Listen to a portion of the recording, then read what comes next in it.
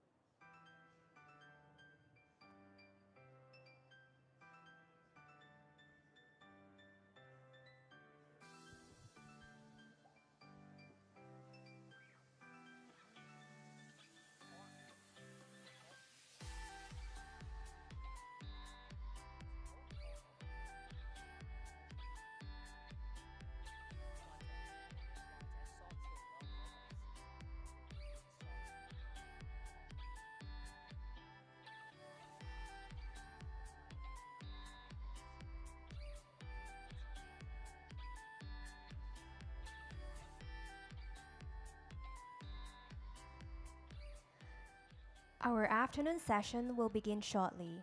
Please sit back and enjoy our afternoon session soon.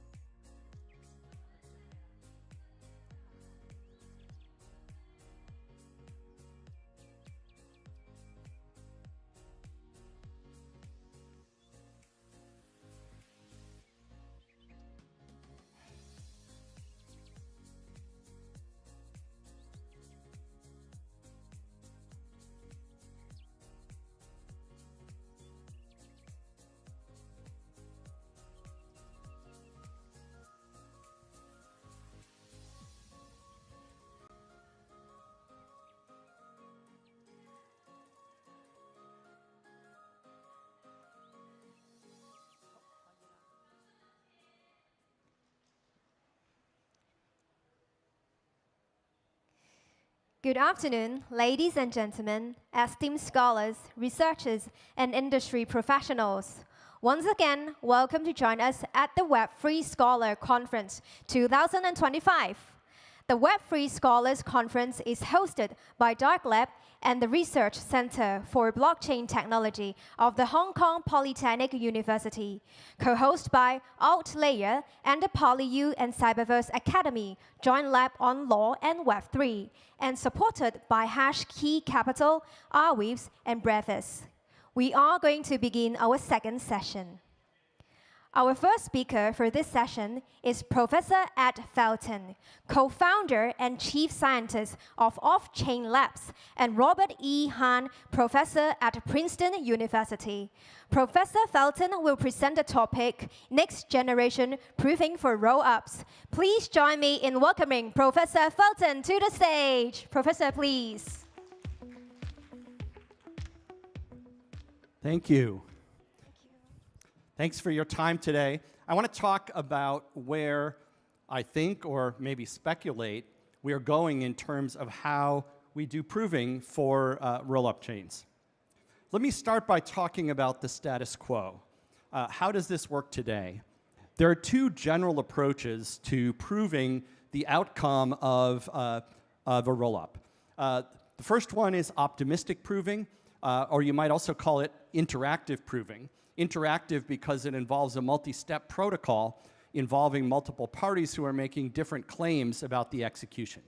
So it's a multi-party protocol, multi-step, and it involves some kind of time limits or timekeeping during which the parties have to make their moves in the protocol or else lose by default. It's very low cost because in the common case in an optimistic protocol, a party simply makes a claim, and if no one disputes that, then the claim is accepted.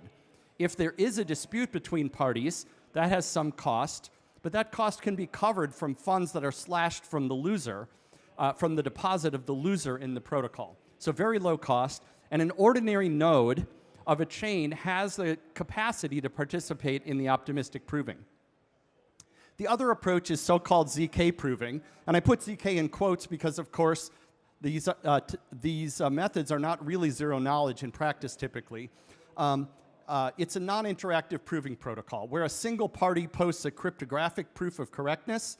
This will have much lower latency to complete the protocol compared to an optimistic protocol.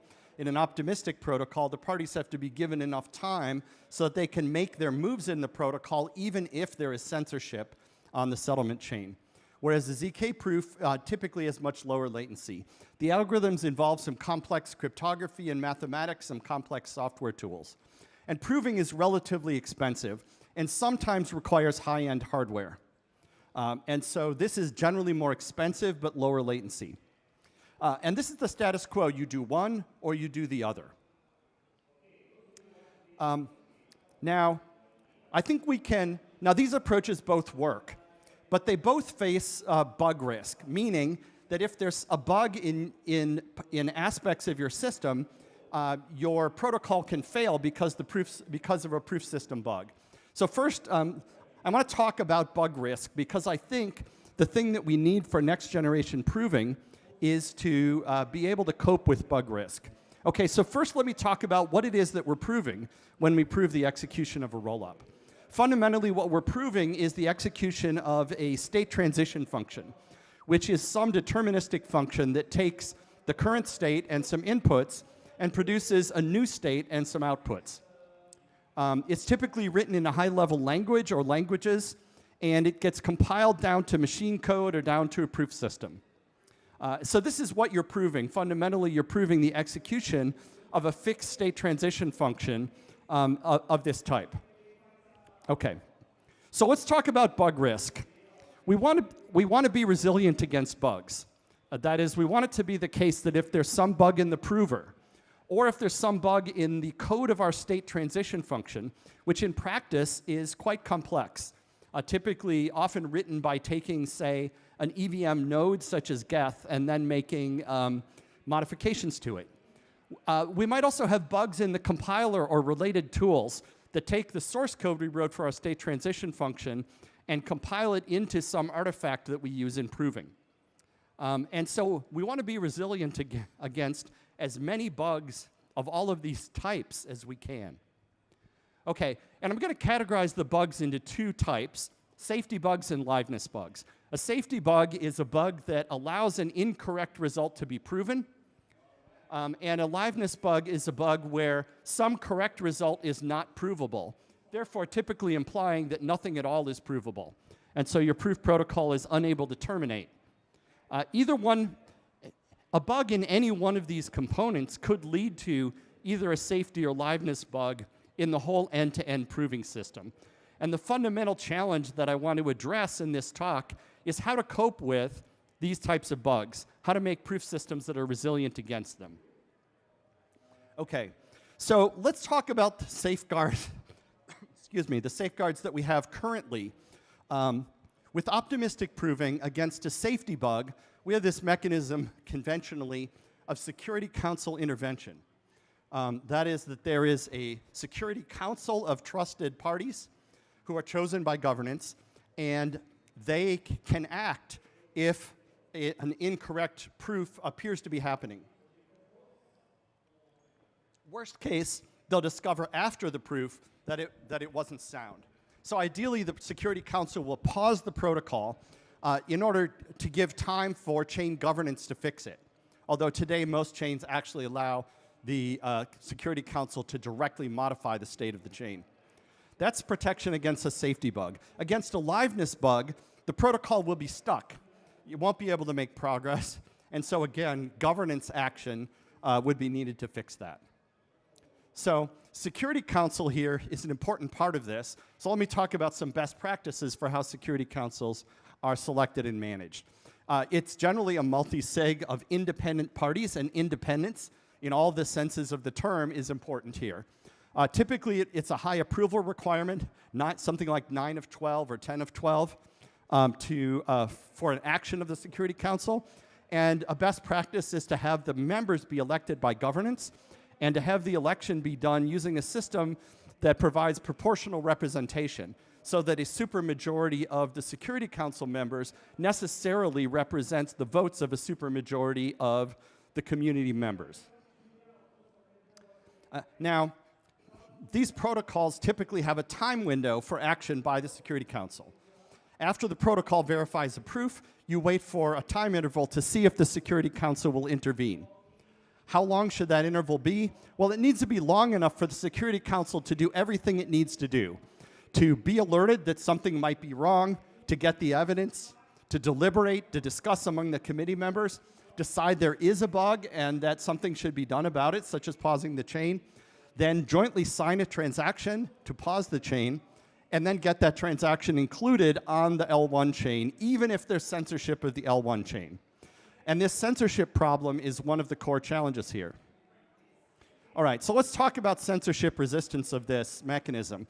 There are different ways to handle this. The bad way to handle it is just to ignore the possibility of censorship. Say we'll give the Security Council 6 hours, that seems like enough, and after a proof is done, we'll have 6 hours of time. That's not a good approach. A so-so approach is to say, well, we'll make the council action period equal to the maximum censorship time that we assume on the L1 chain. That's typically 7 days. And that adds 7 days to the worst case completion time. But best of all, the best approach is to actually build this notion of a Security Council action period into the core protocol and prove safety against some censorship threat model that your protocol already ideally has. If you do this, we've at least in the Arbitrum protocol integrated it in a way that adds about 1 day to the worst case completion time of the protocol. Okay, let's talk about protecting ZK proving. Against a liveness bug, the protocol is stuck and you need some governance action to fix it, just like with optimistic. Against a safety bug, with a simple ZK proving mechanism, you have no remedy. You've proven an incorrect result, it's been accepted, it's done, and there's no way to fix it unless you change the protocol. So ZK has advantages, but a big disadvantage is that you don't have a way around safety bugs. Okay, now you could say, well, let's add a Security Council action period here. But if you do that, you're going to have to add a lot to the completion time, and you give away the main benefit of ZK proving, which is a very fast completion latency. So this is not a great solution. If you want to keep it non-interactive, you can add what we call a confirmation committee. So a confirmation committee, there are different ways to do it, but one approach would be to have a 3 of 5 committee that's chosen somehow by governance. The committee members execute the chain and sign the result. They execute the chain independently of the ZK mechanism, meaning that they don't verify a ZK proof or generate a ZK proof. They simply execute the state transition function themselves by compiling it and running it. And then they sign the result. Or they sign if their result of execution that they got locally agrees with what was proven. And then you say, well, the ZK proof will be accepted only if it's also endorsed by a majority of this committee. And ideally, you can also require an attestation by a member's trusted execution environment in addition to the member's signature. That makes it more difficult for the members to cheat, but also the member signature provides a way for the members to say stop if the TEE seems happy, but the member knows that something is wrong. So then you say an accepted proof is safe, then if you do this, if the ZK stack is safe, or if the TEEs are secure, or if the committee is majority honest. That's a much nicer guarantee than safety bug means you're dead. Okay, so an honest committee then will turn a ZK safety bug, that is a ZK proof of an incorrect result, gets turned into a liveness bug because the committee doesn't sign, and then the ZK proof won't be accepted, the protocol is stuck, and you can fix it by governance. Okay, so, but we can do better than either of those systems alone, right? So far, we have a optimistic protocol that has a Security Council backup, and we have a ZK protocol that has this confirmation committee backup. But let's actually talk about why use different things. Why have a Security Council in one case and a confirmation committee in the other case? In the first case, so what are the differences? The confirmation committee is faster because the TEEs and signing happen automatically. The TEE will automatically execute the chain, automatically generate its attestation. The committee member will be set up to automatically sign the result unless the owner of that TEE steps in to take deliberate action. So committee members can then withhold a signature if they're worried. The Security Council is better from a security standpoint because unlike the confirmation committee, where the members' keys are held on-chain, they have to be held on-chain because they're constantly signing. In the Security Council case, the Security Council almost never needs to sign anything. And so the council members can hold their keys off-chain and can hold them in a more secure way. It requires explicit action from the members for something to happen. It's not as fast, but then again, in an interactive protocol, you're already operating on a much slower time constant. Okay. So you optimize for latency when using ZK because that's the advantage of ZK. You optimize for security when using optimistic. And that's why you have different forms. The Security Council, which has a veto, versus the confirmation committee, which provides a positive action to confirm. Okay. But why not do both? Why not combine optimistic and ZK systems? The idea here is simply that we have a proof system where we will allow either an optimistic proof with Security Council or a ZK proof endorsed by the confirmation committee. And if either one of those is presented, then the protocol will accept it and move forward. So we can accept the ZK plus council proof immediately if it's offered, or alternatively, we can allow anyone to start the optimistic protocol, but once that protocol is started, it can be shortcut at any moment by posting a ZK proof. So now, if you have a liveness bug in one of the two paths, you can still go ahead and prove by the other path. If you have a safety bug in the optimistic prover or the ZK prover, well, then an honest committee or a confirmation committee or an honest Security Council will block that path and turn that, and then you can still prove via the other path.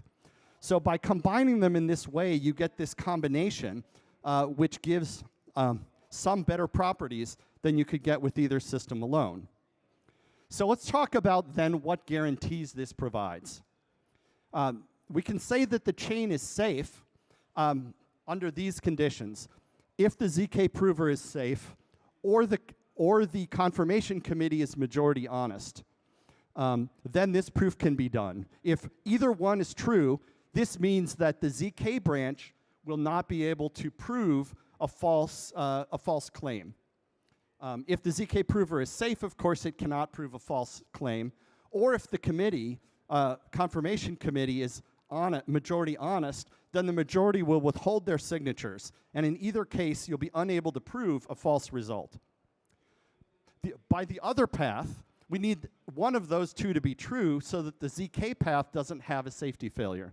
In order to guarantee that the optimistic path doesn't have a safety failure, we need that the optimistic proving protocol is safe, or that the Security Council will act if something goes wrong. And so under these conditions, as stated here, our combination protocol is safe. And so because of the backups on the two paths, this should provide a relatively strong guarantee. The requirements for liveness are sort of similar, that the chain is live, that is, it can make progress by doing a proof if it's safe and if the following hold.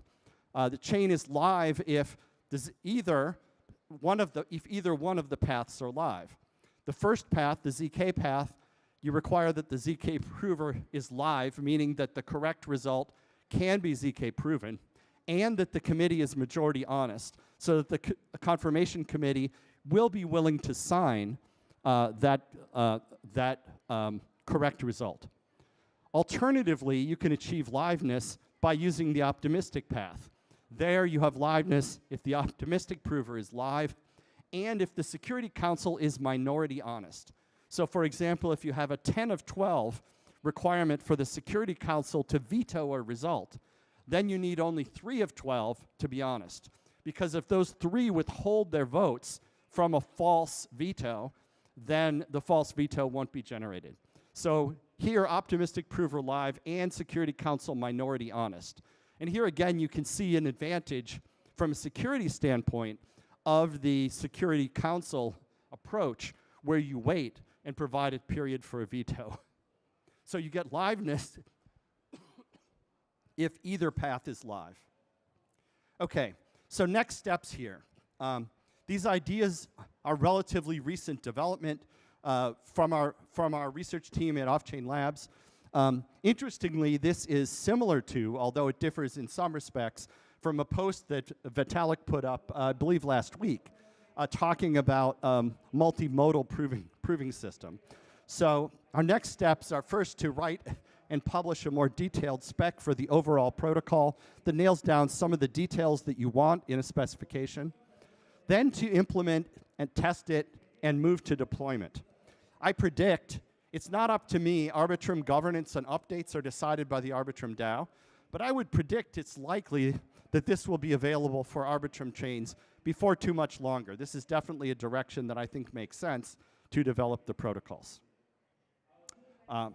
Thank you for your attention today, and if we do have a little bit of time maybe for a question or two. Any questions?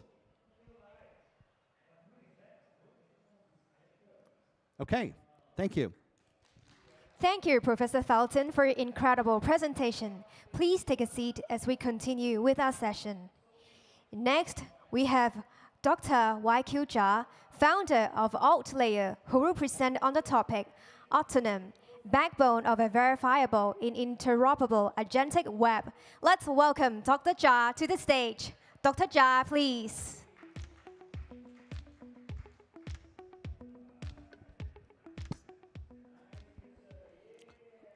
Yeah, first, thanks the invite from Audrey and also Hashki. And yeah, I sort of like regularly we discuss like what we are doing at Aulier, right? And in the past, probably some of the audience really know that we've been in this space for a long time. Since 2021, we've been building a lot of this blockchain infrastructure for the different projects, including this rollup as service, AVS as service. And since the second half of last year, we've been thinking about like, okay, what are the new demands and sort of requests from the developer community, and also like from this in general the industrial sort of project, right? And we found that for the past few years, probably as I mentioned, right, and also in the morning Vitaly mentioned, we've been launching a lot of the rollups and also L2s. And with restaking and AVS together with EigenLayer, right, we're also bringing this extra security to sort of these rollups to enhance the security and also decentralization. But then, like for the past few months, we all see that basically we want to have more and more this kind of mass adoption application, right? And of course, like this AI and large language models are basically the central piece for a lot of these upcoming applications. And then at our layer side, we are basically trying to figure out like, okay, what are the new infrastructure we need to build for fulfilling these demands from these applications and companies. And then that's the point, like we're building basically this new backbone for these verifiable agents. Of course, like for the past few months, right, a lot of things are changing. And originally, we all found out, okay, if we were building some interesting agents or applications on top of ChatGPT, right, that was cool enough. And actually, one of my roommates, he made this ChatGPT for Chrome, really having like sort of millions of users. But for the past 2 years, actually, we've seen so many new technologies are moving. And at the same time, for the past few months, we all know that there's some new protocol called MCP. Later, we'll share a bit more. And that's why I'm mentioning about, like, okay, what's the future for APIs? Because like this is sort of the topic we are discussing, not just in crypto AI, but also in Web2 AI in general. Like typically when we, in computer science, right, we define API like application programming interface, and basically an interface to sort of access the services from software. And in tradition, we all have these very detailed like sort of definitions and also all the parameters for calling specific APIs of some services, right? Like on the left-hand side. But right now, with this new protocol we call MCP, and then you can directly write some sort of human-readable sentence, like system can directly change a part of this structure, and basically we try to make it simple. And then there's a bunch of problems like for the traditional AIs, right? APIs, like basically there's a version logs, and sometimes we all know that when we call the API, there's a V1, V2, V3, and sometimes it's not backward compatible. And beyond that, it also like sort of takes a lot of time for developers to maintain these APIs.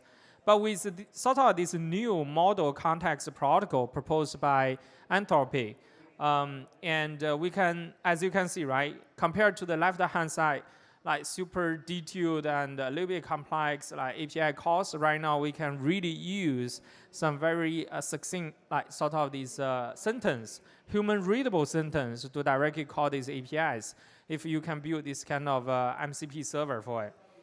So that's why I mentioned, like, if we really want to customize the entire like sort of infrastructure and to make sure like it's really AI favorable or AI compatible for the future application, right? It has to be something like we need to make sure like we are adapting to all the latest protocols and the latest models we have for AI. So in that case, as you can see, right, compared to previously, user visit application and then like sort of the application have calling these APIs from these servers, right? Right now, we make it very straightforward. User can directly interact with some MCP client, or you can directly visit the Anthropic cloud, like sort of the chat box, right?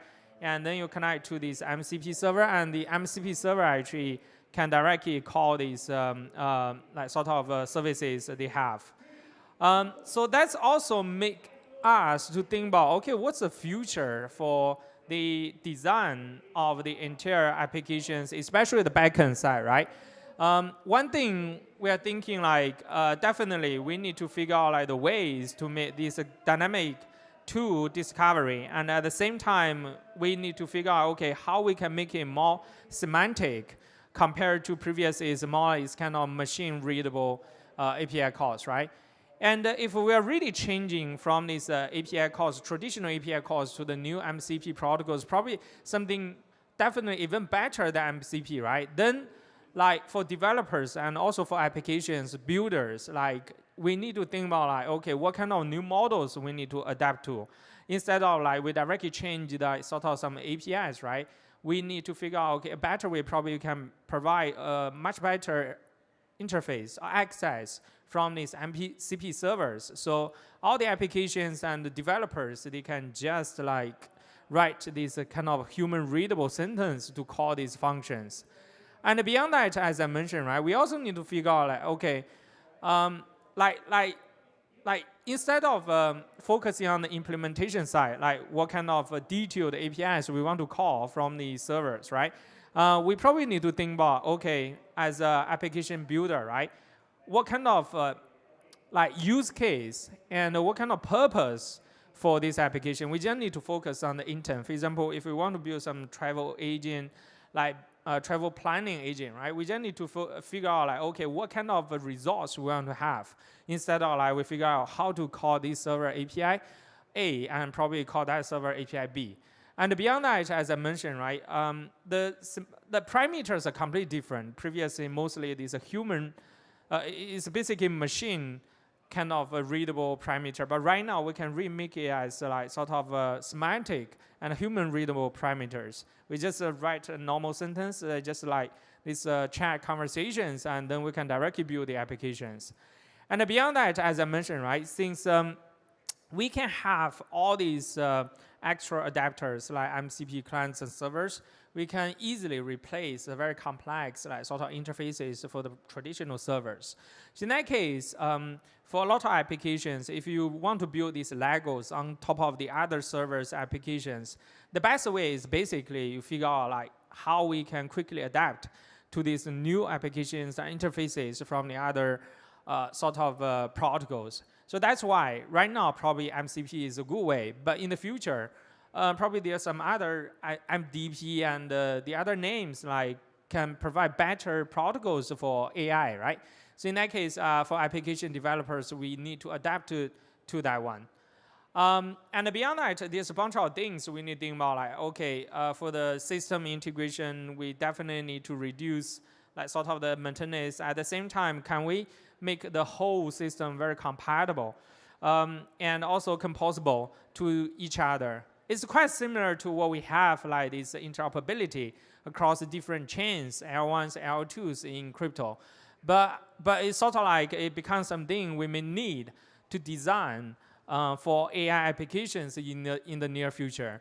And as I mentioned, right, so right now the technologies, models, and applications are moving so fast, and they're evolving so fast. So we have to figure out ways like to really quickly adapt to this new technology to make sure like sort of our applications can be like sort of always ahead of time and to be the cutting edge and then to attract users.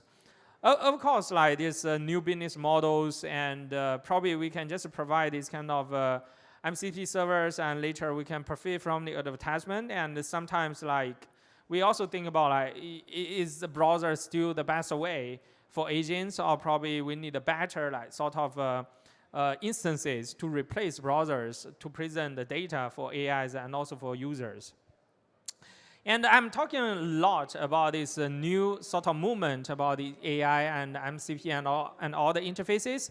And so that's really part of the reasons we want to build this kind of what we call Autonome, basically this verifiable agent platform. So we want to quickly adapt it to all these protocols in AI, and we try to bring them to like sort of crypto and make sure like all the crypto developers can also seamlessly use these new technologies and deploy and distribute the applications on the platform. So the good thing about Autonome that even later I will share a little bit more on the details of different components to make sure it's verifiable. It's sort of like with good liveness and also in a very like confidential environment. But at the same time, I want to show that it's a no-code platform, and we already finished all the heavy lifting, so you don't need to. And it's already live. You can just visit the website called autonome.fun, and quickly, as I mentioned, right, you can build your agent framework. You can deploy your agent at the same time. The platform can help you to distribute your agent frameworks. This is just sort of like a quick screenshot of the website. As I mentioned, right, it's a no-code platform. You can quickly select all different operations, like options, like to deploy your very first verifiable agent. And sometimes we feel like we just want to use the agent instead of building these agent frameworks, right? We already collaborate with a bunch of like sort of these top companies in crypto, like this ELIZA, Coinbase, and also Hyperbolic, and some other developers and companies to already help them to upload their agent frameworks. So as a user, what you need to do is just to click first log in with your Google account, and then just click the button and fill in a bunch of parameters, and then you can launch your agent. And for the past few months, we also work with East Global, Agon, and to like sort of do a bunch of hackathons, and these over 100 like sort of developers already launched their like sort of either fork of the existing agents, or sometimes they also have their own custom agent frameworks uploaded to the platform. And as I mentioned, right, we are not just pure this kind of no-code platform. We also work with these partners, try to optimize and customize their agent frameworks. For example, this one is with ELIZA. So the cool thing, like, it's not just a Twitter bot. We also help them to integrate with a bunch of fine-tuning services, and also help them to subscribe to sort of these Telegram channels, and also follow some Twitter accounts. So in that case, right, as you can see, it's not just like you connect your Twitter and then you can have your Twitter bot. With this platform, you can also customize the content you want to like sort of tweet. As I mentioned, right, for example, you can subscribe a bunch of these TG groups, and also follow a bunch of these Twitter KOLs, and then in the backend, the agent will help you to script like sort of these content, and help you to summarize the content, or sometimes you can also instruct the agent to do anything you want. So this is something very cool, and as I mentioned, right, it's a no-code platform. You don't need to understand what's like sort of behind the scenes, and at the same time, you don't need to understand how to write these very complex agents. But you just click a bunch of buttons, and then you can immediately have the agents like this agent Twitter bot to help you to do a lot of tweets based on the content you want. Beyond that, in crypto, we always want to have like sort of these verifiability, decentralization, and all these very good features for the application. So one thing we want to bring to these autonomous agents is about verifiability. When we talk about like hosting these agents, right? Typically, we are saying like we host it on Google Cloud or some cloud services, right? But the problem is sometimes like it may not be true. For example, last year, the very hot like sort of agent called AXBT, it was famous for like sort of making fun tweets and sometimes alpha leaks. Then people have a lot of doubts that whether it's a real agent operated by some machines, or it's probably just operated by a bunch of students, right? And that's why we really need the verifiability. So in the end, it's like we need to make sure the logic and also the data can be sort of verifiable. And instead of like it can be crafted, and sometimes it can be interfered by third parties. And then we sort of collaborate with our partners, these automata. Basically, we have these all the agent backends and like instances running this confidential and secure environment, TE, and we engage with sort of these either these Intel SGX and TDX, or these AMD SEV, right?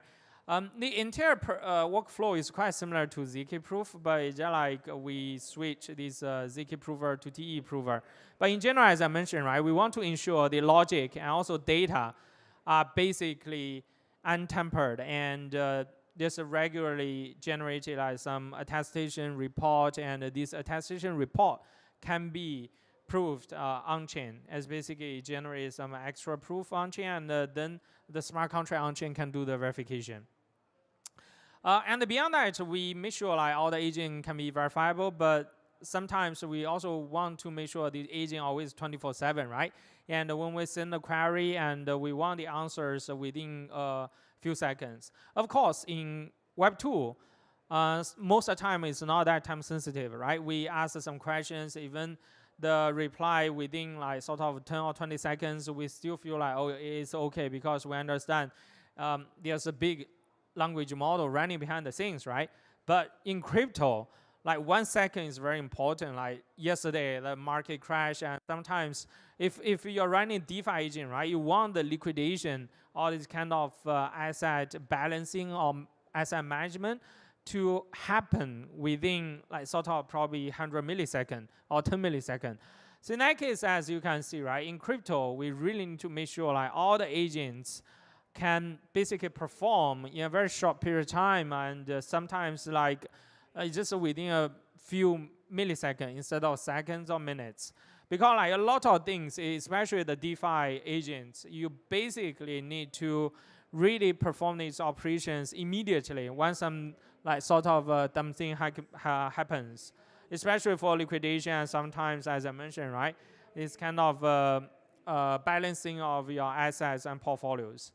So in that case, right, this is super important to have this system. So that's why we work closely with Eigen to spin off this POS AVS and engage a bunch of these operators to basically monitor the liveness of these instances. If anything happening like not following like sort of the rules or policies, and these operators and the system will slash the stakes from these instances from of the backend. So after we are having this verifiability and also liveness for this agent like backend, right? We also want to have this cross-agent routing system if in the future we want to, if we really believe there will be tons of millions of agents working for us, and we definitely need to make sure like these agents can talk to each other and sometimes discover each other to perform some very complex sort of tasks in a very confidential environment. So in that case, we are proposing this card system for all different agents to discover each other, and at the same time, they can communicate with each other via these different components like registration and also these communication management components. So in that case, like if we ask one agent to help us to do some DeFi management, right, and this agent can actually invoke the other agents basically in charge of different DeFi protocols. So in that case, like they can communicate with each other and complete some complex tasks. At the same time, all the communication and messages are in this confidential environment. So nothing will be leaked to a third party. And in general, as I mentioned, right, so this no matter it's Web2 AI space or crypto AI space is evolving so fast, and at the same time, as I mentioned at the beginning, like all the interfaces probably need to be redefined, and earlier we are proposing this Autonome to address a bunch of these challenges we have in this AI space, either this verifiability or the liveness, and also this confidential communication across the different agents. As I mentioned, right, the system is already live. You can just visit the website. And at the same time, if you have any interesting research or topics you would like to discuss with us, feel free to reach out to me. Yeah, that's all about my presentation. Yeah, thanks everyone. Thank you, Dr. Jia, for your fascinating talk. Please take a seat as we proceed with our next speaker. Our next talk will be delivered by Dr. Jonathan Sampolinski, Casper originator and research affiliate at Harvard University. Dr. Sampolinski will present the topic, DAGKnight Consensus Engine Withstands Internet Chaos. Please join me in welcoming Dr. Sampolinski to the stage. Dr. Sampolinski, please.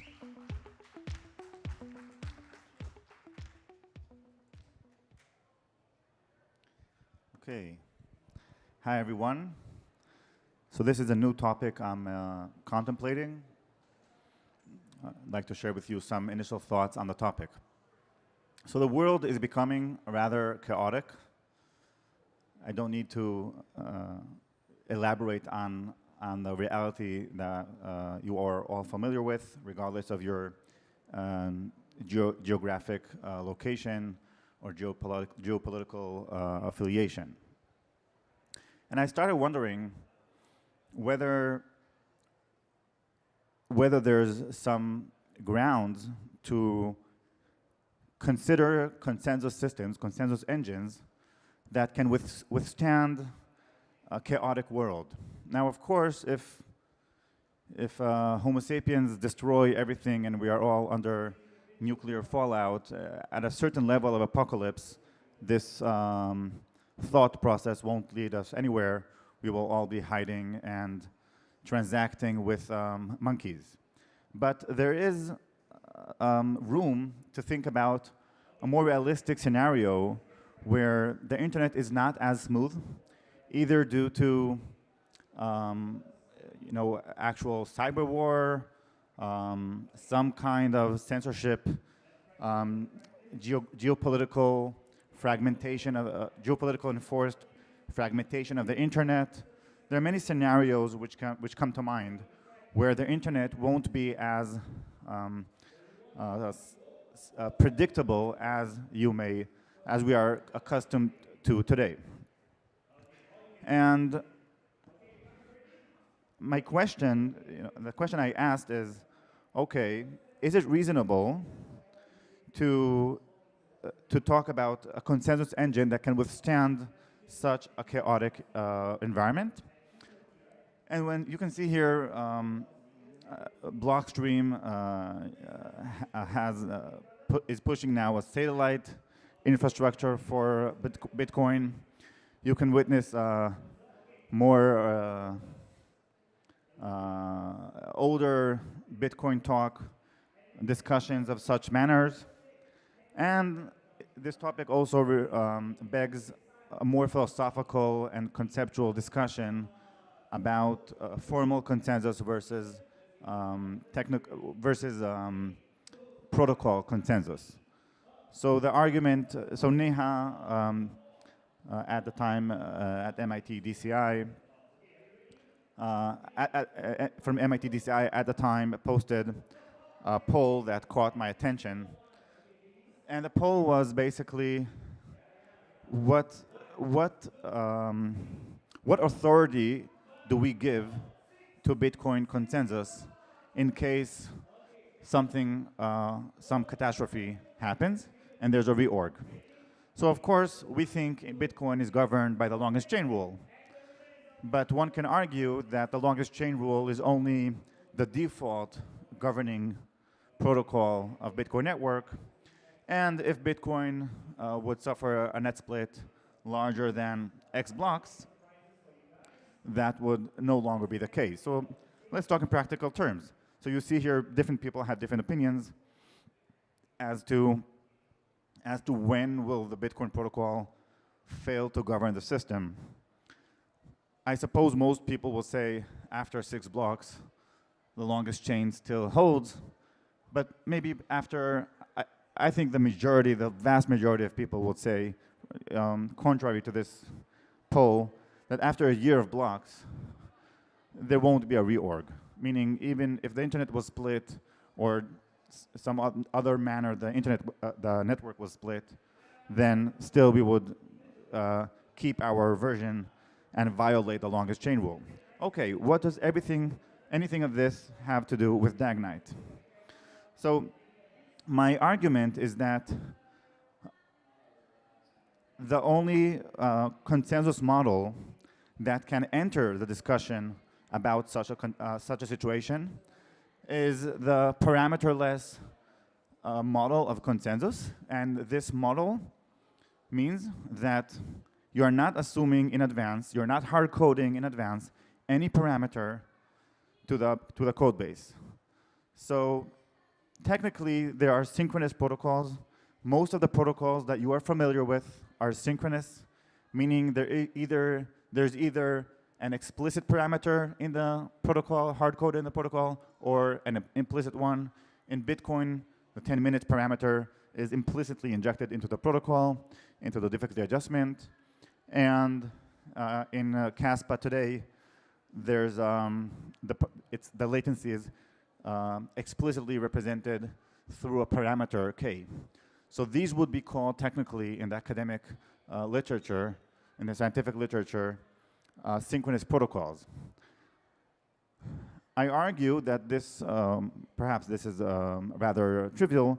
These protocols will not withstand any form of internet chaos, and even network hiccups, which last for temporary period of time, might break some of these protocols.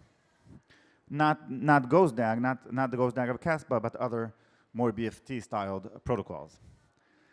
The strength of having no latency parameter hard-coded into the system is not only that the devs don't need to guess in advance the latency of the network. That's a minor convenience. But the major issue, the major benefit, rather, is that you get a system which is responsive to the network's latency. What does that mean? It means that if currently the network is smooth, you can confirm transactions much faster according to the current latency of the network. And then if the network is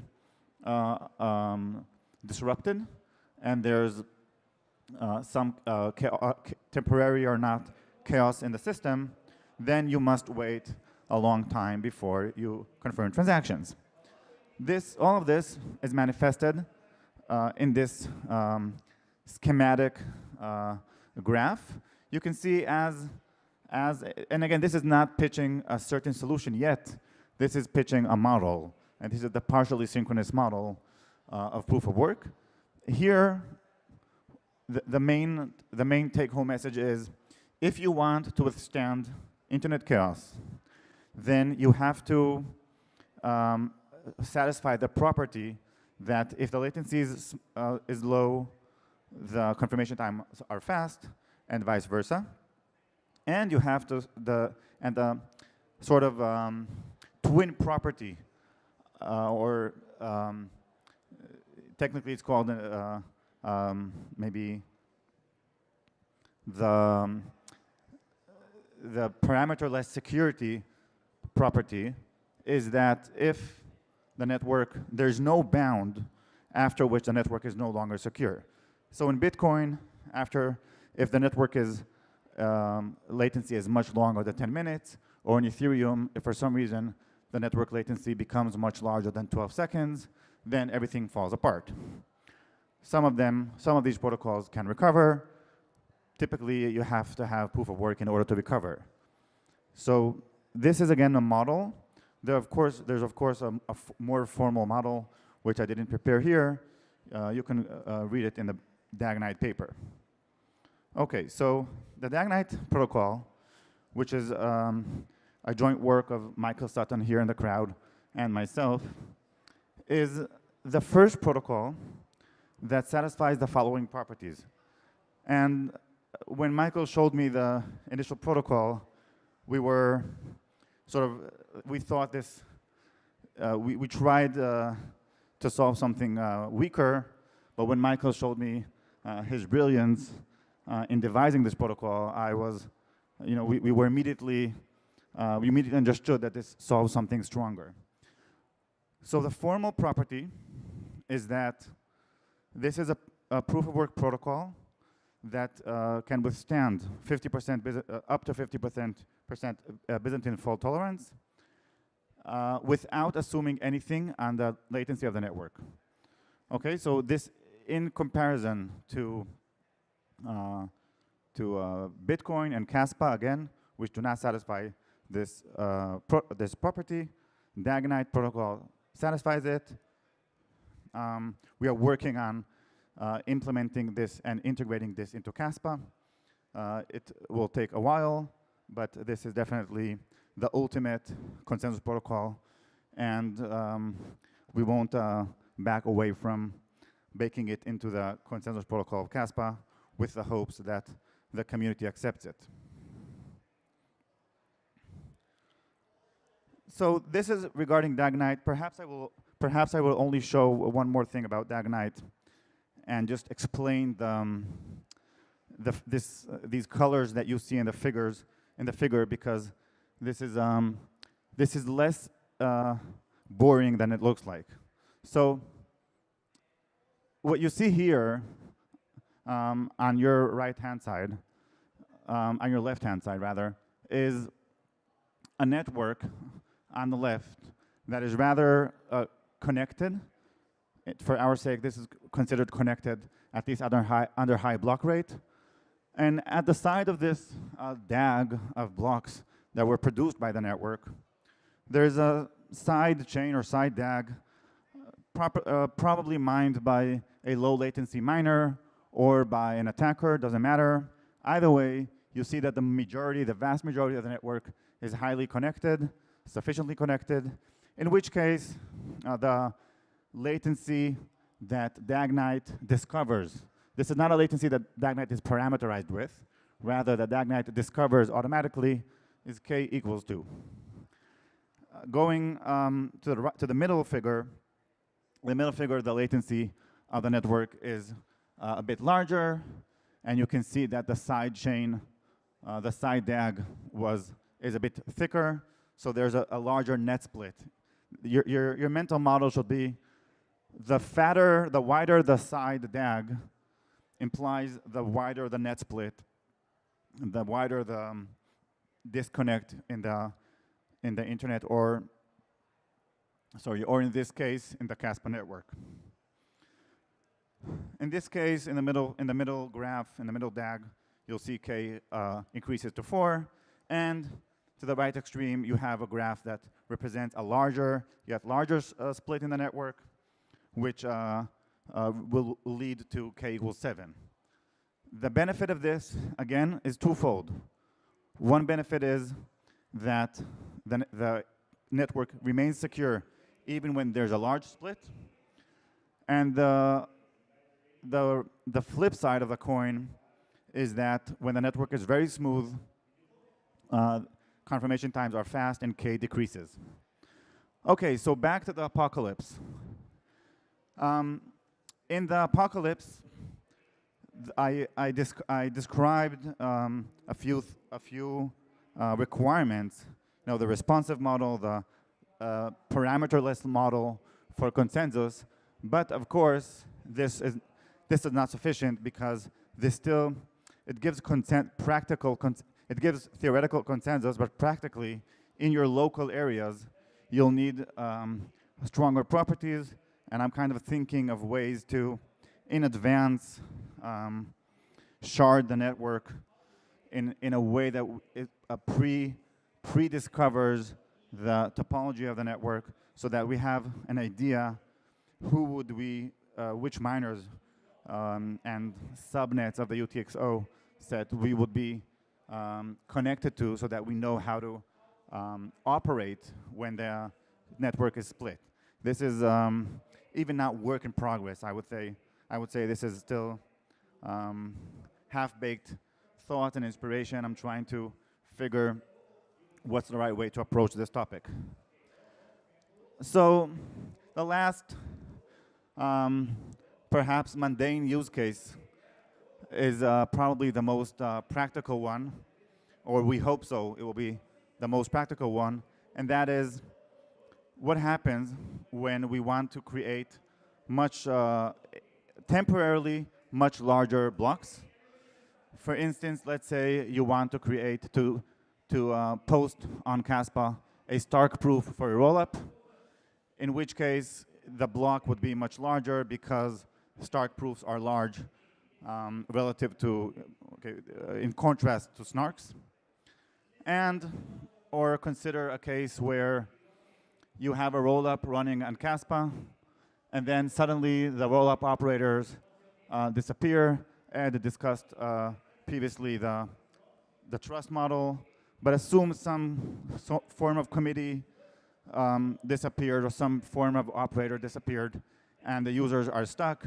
Typically, these rollups have an exit mechanism by which users can, assuming they use the non-custodial mechanism, users can exit, can prove to L1 that they hold these and these funds and can exit. And consider a miner that supported this mass exit of L2. If you keep the L1 blocks not elastic, fixed size, then you won't be able to support this use case. But for a reason that I can't touch on now because I ran out of time, there's a direct connection between supporting an elastic throughput dynamic and being parameterless. You can see here in this example that the DAG is very connected, save the block, the big block, which is disconnected. So all of this is discussed, or most of this rather is discussed in Caspa's research forum. You're more than welcome to join, contribute your ideas. If you're a computer science student, then you're more than welcome to reach out, and maybe we can solve this together and address this practical or apocalyptic use case together and implement it on Caspa. Okay, thanks for having me. Have a great day. Thank you, Dr. Sampolinsky, for your thought-provoking sharing. Please take a seat as we continue with our session. Next, we have Dr. Sumedh Chougulate, team lead of Chaos Chain, Nethermind. Dr. Chougulate will talk about the topic, Chaos Chain, how AI agents are redefining consensus and governance. Please join me in welcoming Dr. Chougulate to the stage. Dr. Chougulate, please.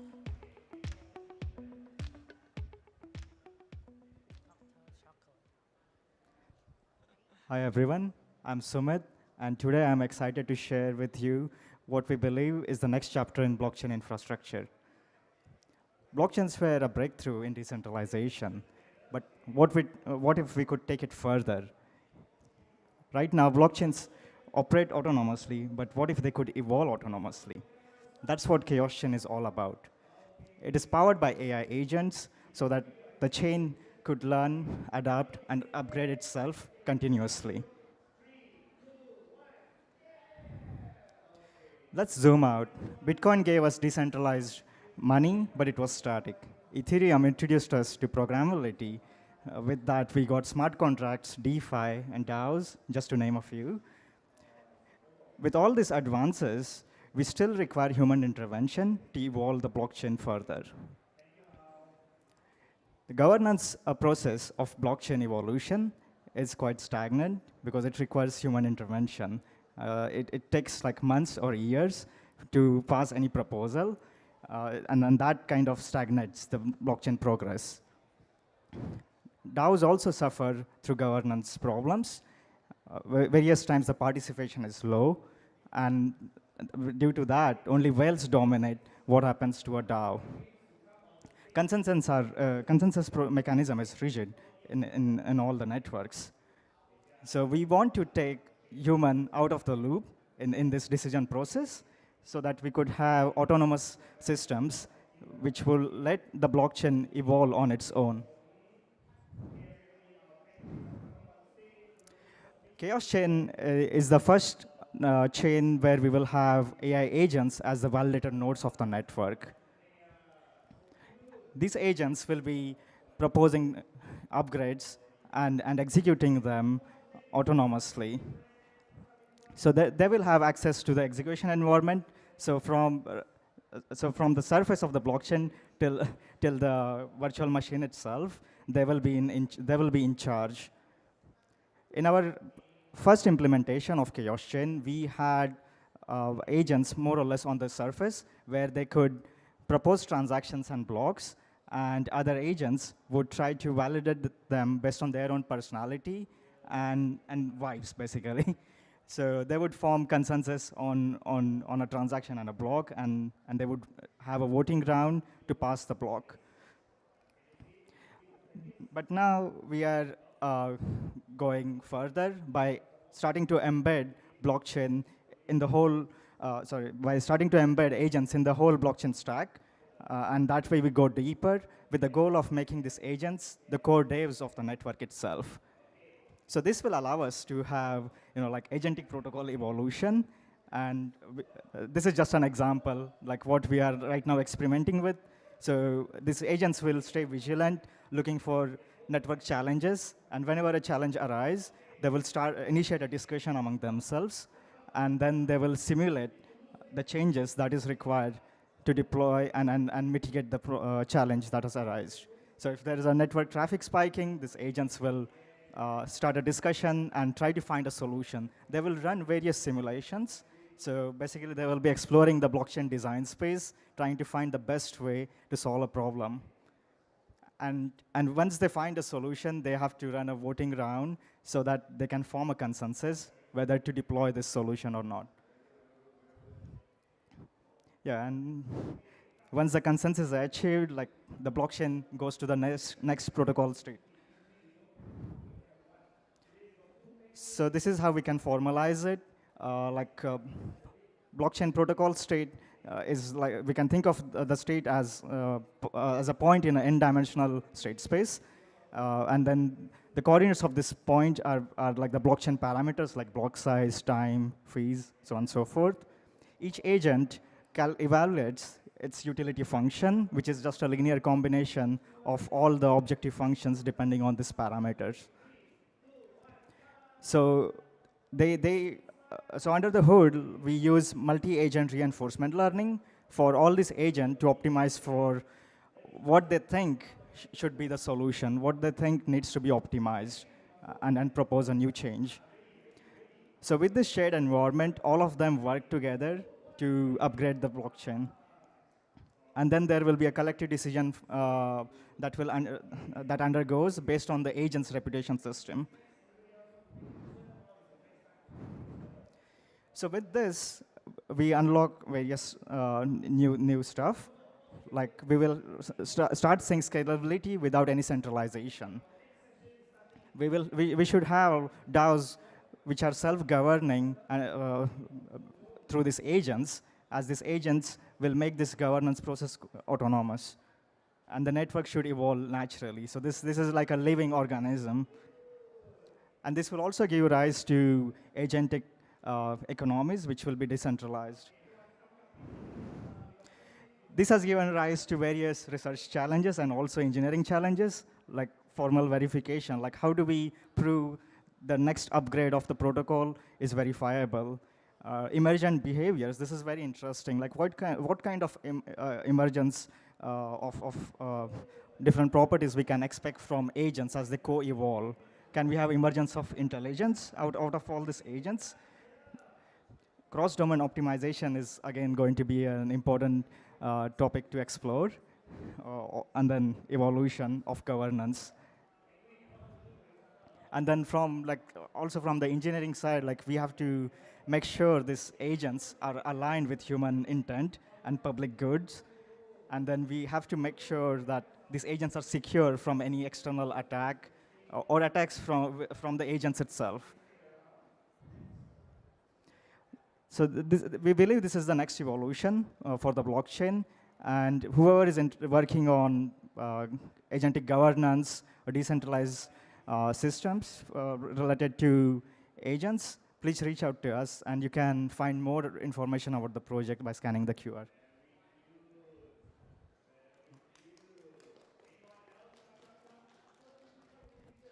Thank you, Dr. Chocolate, for your inspiring presentation. Please take a seat as we now proceed with our next session.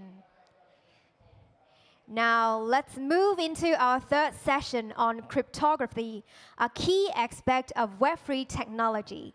Our first speaker is Professor Manho Alan O, Professor and Associate Head, Research and Development of the Department of Computing and Director of the PolyU and Cyberverse Academy Joint Lab on Law and Web3, the Hong Kong Polytechnic University.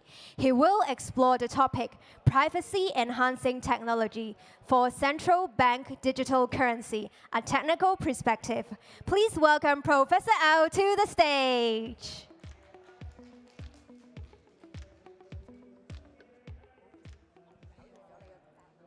Okay. Good afternoon, everyone. I guess it's a long day, so hopefully your energy is still at a high level to finish the whole conference. We have a wonderful lineup of speakers, so I myself learned a lot in this wonderful event. So today, I'm very happy to have the chance to share with you what we have done at the Hong Kong Polytechnic University recently in collaboration with ASTRI and HAMA on central bank digital currency. And of course, as a professor at the Department of Computing, we will focus more on the technical perspective. All right, so this is the outline of my talk.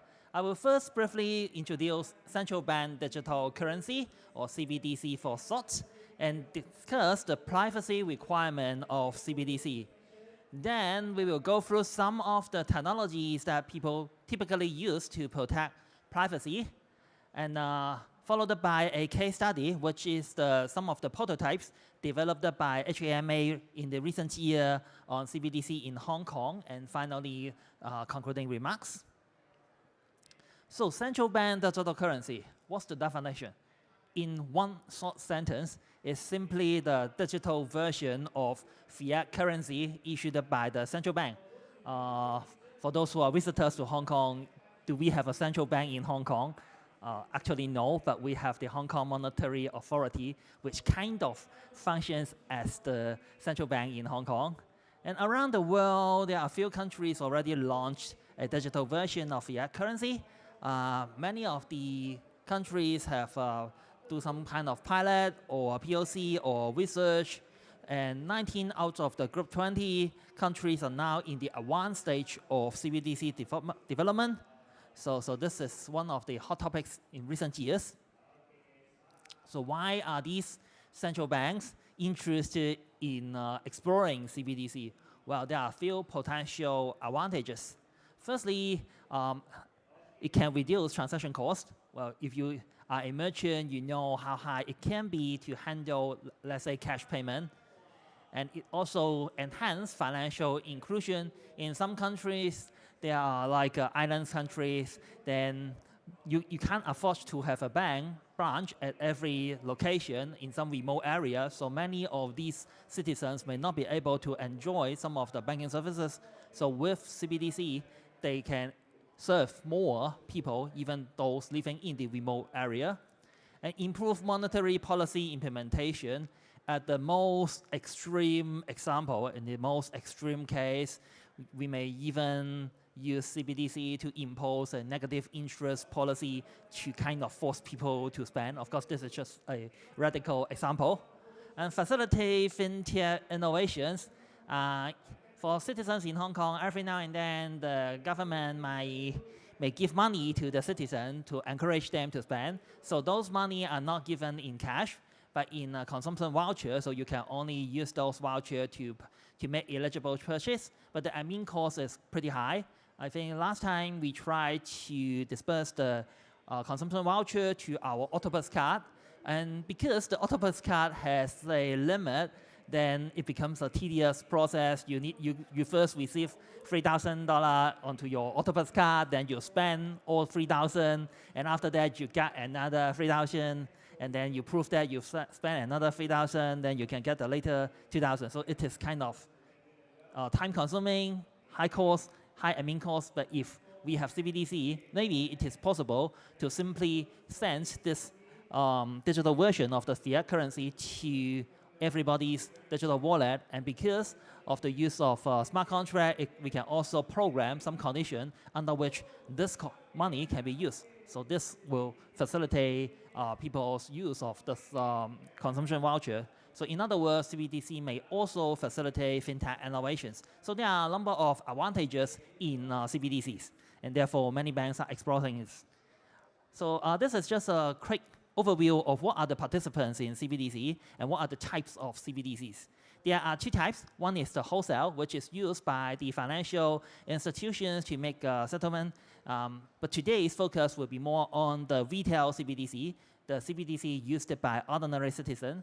And technology-wise, they are similar, but they can further be divided into three types. One is the direct retail CBDC, which is administered directly by the central bank, and it is a direct claim over the central bank. And the indirect model is that maybe the bank have some assets or deposit at the central bank, maybe at the wholesale layer, and then they can issue their own token, so that the token are actually claims over the commercial bank rather than on the central bank directly.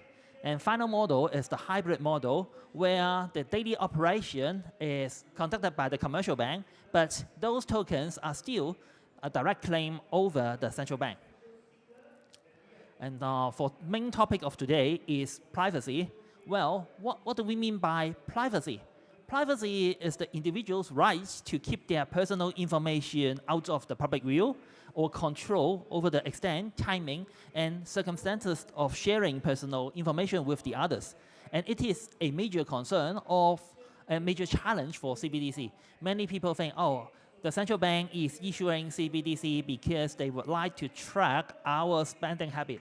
But in fact, at least from our interaction with HAMA, it's not their goal to use CBDC to track people's habit. They don't even want to know our daily spending habit.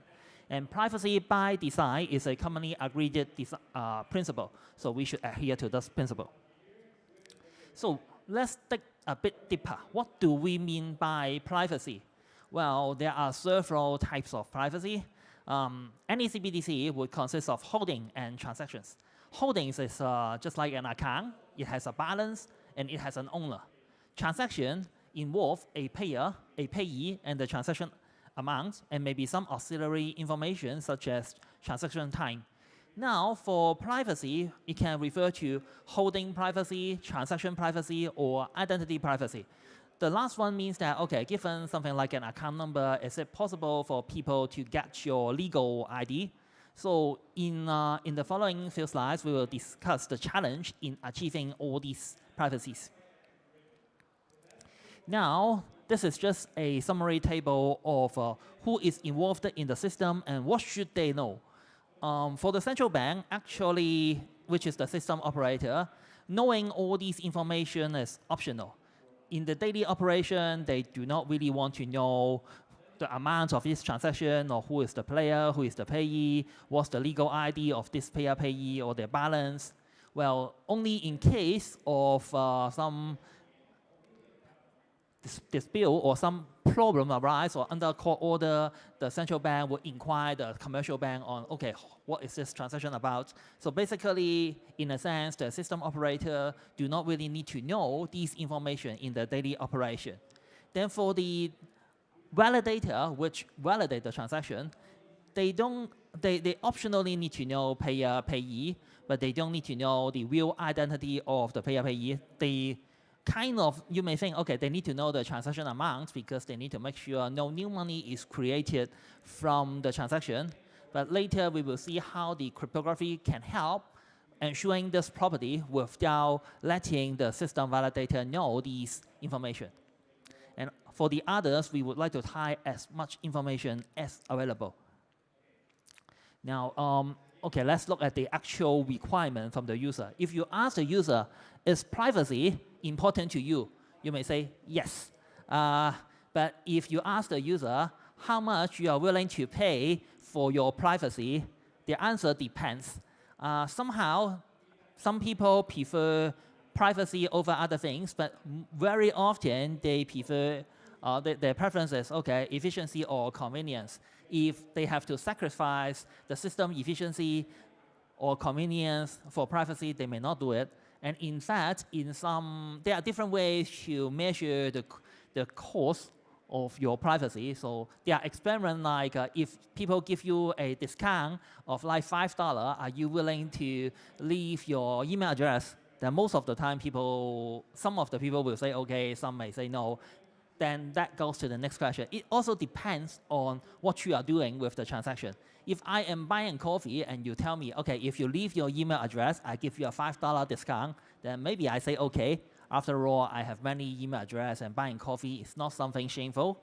But maybe I'm buying some medicine, then you ask me to leave my email address and I give you a discount, then maybe I will think twice and may not do this.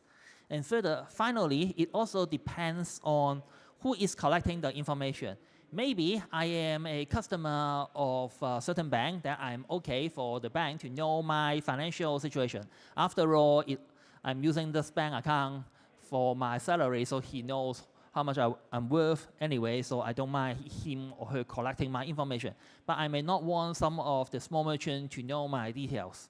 So it depends on a lot of context, whether my privacy is important. And from the regulator's point of view, it's not about privacy, but rather is it still possible for them to prevent or detect criminal activities efficiently. And also they need to be able to do audit and also trace those transactions. And for many existing systems, tiered level of privacy are usually needed. Let's say even without CBDC, if you transfer an amount which is small, then usually the bank won't ask you for any extra information. But if you are going to transfer a large amount overseas, then the bank will ask you for confirmation or extra information. So this is tier level of privacy. And for the commercial bank, it is their responsibility to maintain the ability to do KYC, AML. So what kind of technology can help them, facilitate them to do this thing would be important. Now, there are a bunch of different PETs or privacy enhancing technologies in the world. We can group them according to their principle. Some of them simply alter the data, like a pseudonym. You use a different name to represent the entity, or it can be stealing the data, like to encrypt the data so that no people except the authorized entity can access to it. And finally, it can also be something related to system or architecture, something like transaction mixing. So I mix a bunch of transactions, then you may not be able to trace the origin. Or in machine learning, we can do federated learning to help prevent the data owner from releasing the data to others. So all PETs can be classified based on their underlying principles. Now, for our use case, which is CBDC, what are the metrics that we need when we want to see what kind of PET is the most suitable? It can depend on generality. Can it be used to protect multiple privacy properties?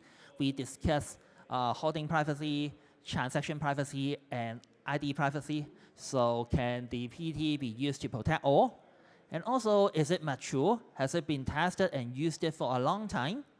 Scalability, is it really efficient? And simplicity, is it easy to implement and integrate into the existing system? This is a table that we try to summarize existing PETs and based on those 4 metrics.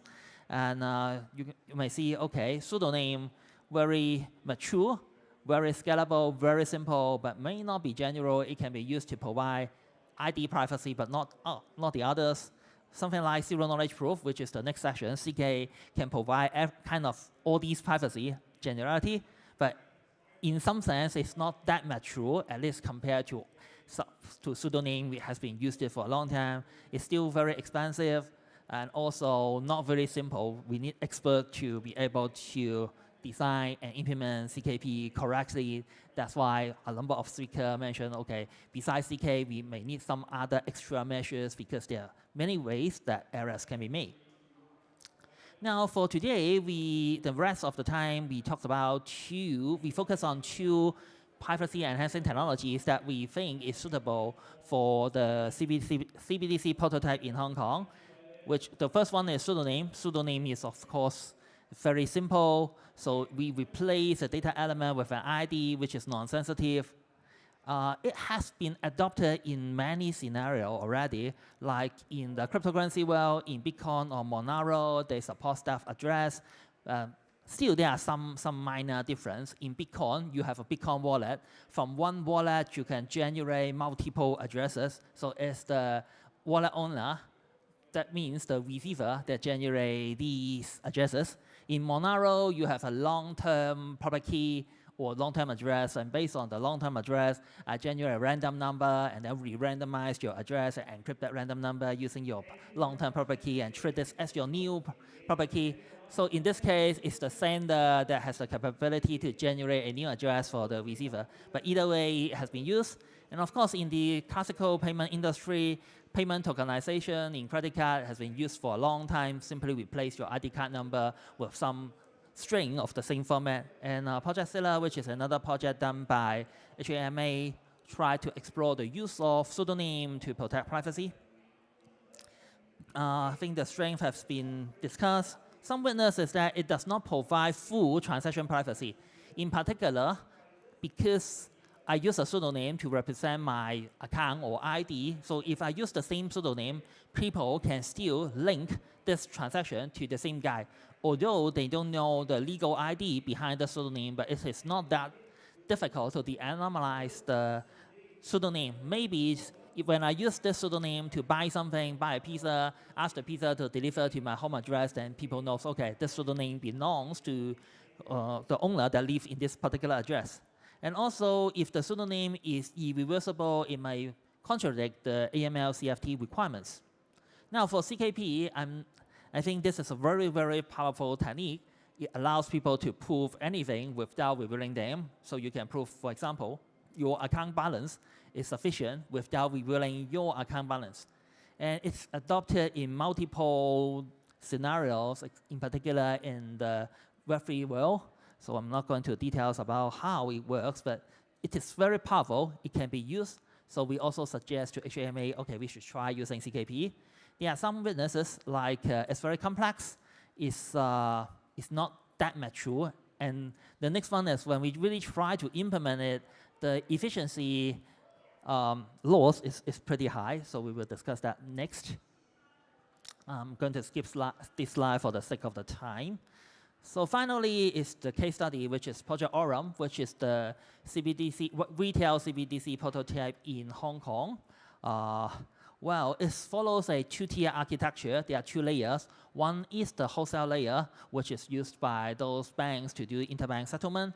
And then there is a retail layer.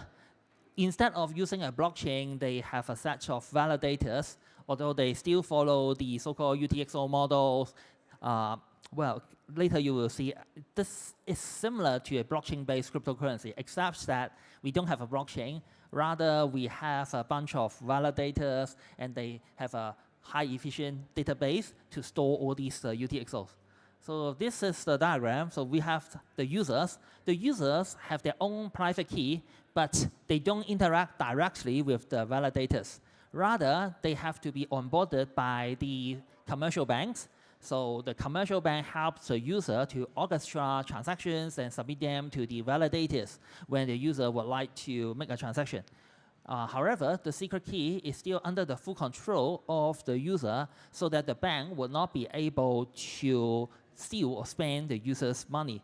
It follows the UTXO model, and the set of validators, as mentioned, is responsible for verifying all the transactions and maintain the set of UTXOs.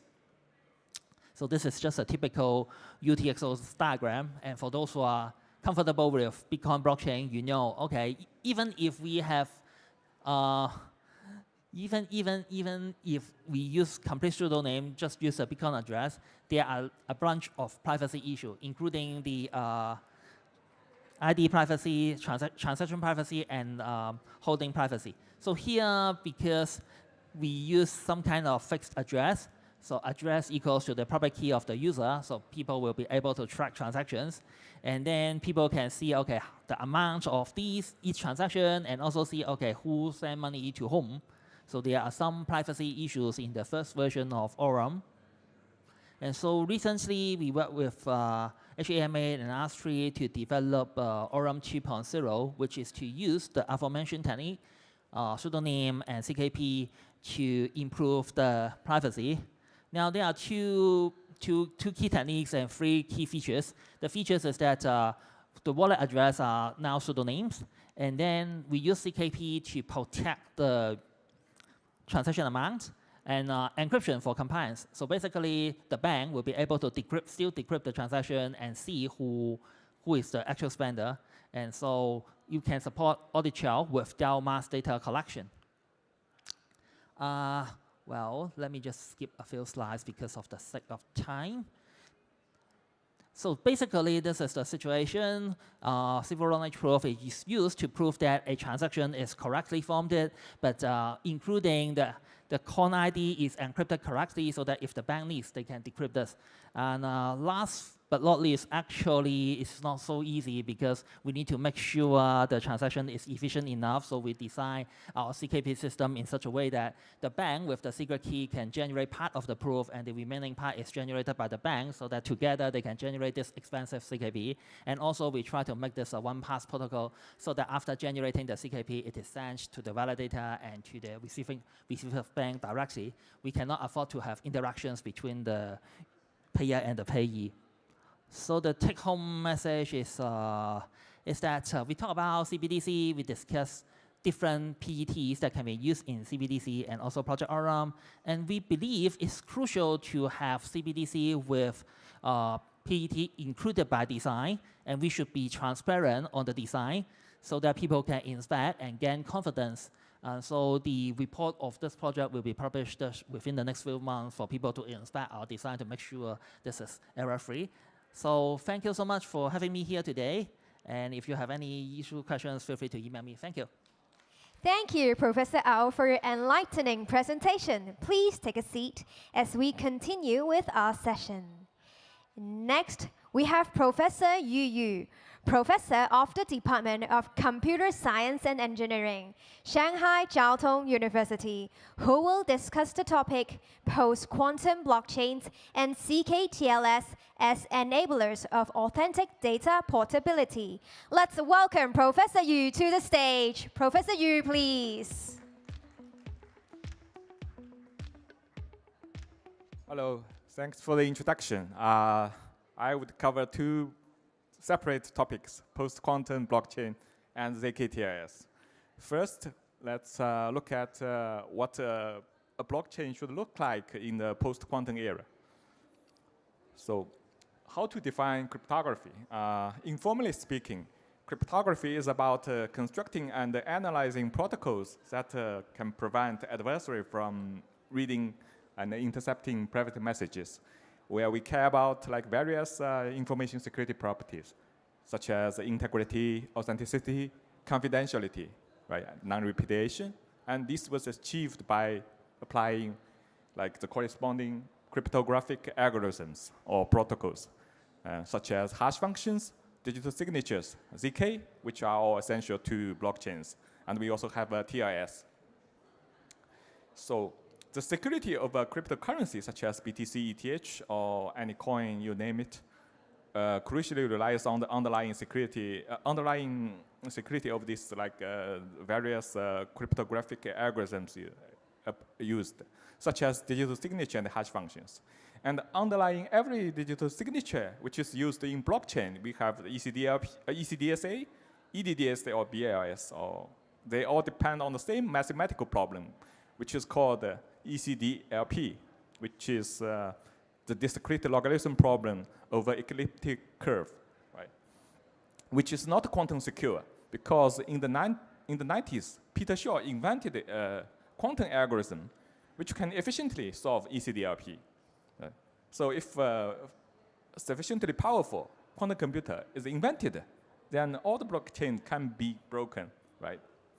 And there are very optimistic predictions that by the year 2030, such a quantum computer will be built. And yeah. And you know, we all know that the cryptocurrency addresses they are the hashed values of the public keys, and by applying hash functions. And even worse, some have their entire public keys totally exposed.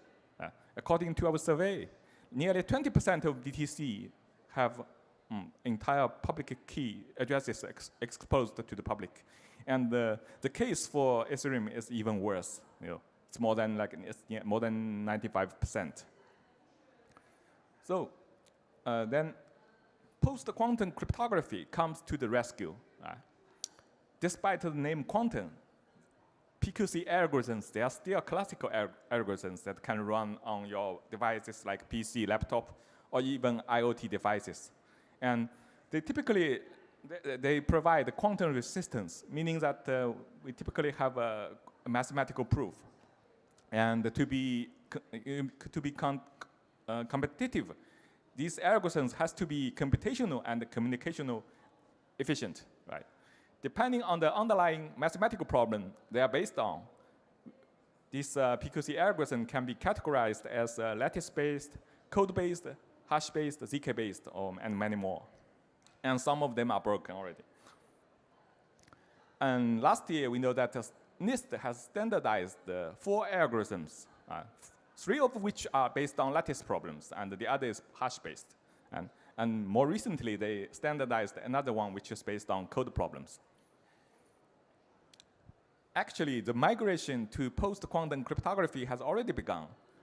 The White House, during the Biden administration in 2022, they issued the National Security Memorandum, which sets the year 2035 as the primary target for completing the migration to PQC across all the federal systems in the US.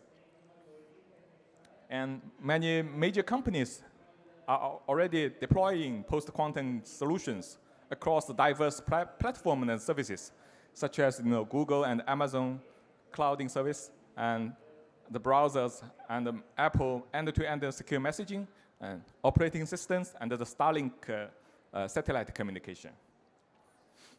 So then I would like to present our PQC algorithm portfolio, which aligns with the corresponding NIST standard of proposals. So we have a lattice-based CAM, lattice-based signature, and hash-based and ZK-based. And compared with the corresponding NIST proposals, they are more efficient, right? And also our algorithms, they are published at reputable top cryptographic conferences, and they are received international recognition. It's not surprising because if you improve on these algorithms, you are doing much better, right? So our lattice-based algorithms, they are enjoys 20 or 30% smaller public key size, and nearly 10% smaller ciphertext, or more than 20% smaller signature size. So save the communication overhead. This was published at the PKC 2020. Therefore, because our algorithm is much more efficient, so they are actually the optimization techniques. They are integrated into the final standardized version of this NIST standards, MLKM and MLDSA. Last year, their designer wrote an article explaining the key concept behind the design, so which confirms that they used our optimization techniques. Then I would also elaborate on the design of our hash-based PQC algorithm, because hash functions, they are naturally a great fit for blockchains, right? And that's why we focus on optimizing the algorithm. The design of hash function has a few key components, such as one-time signature, which is only secure for signing a single message, and then few-time signature, which can securely sign more than a few-time signatures, but not many times. Then we would use the Godric tree structure to extend one-time signature to multi-time signature, many-time signatures.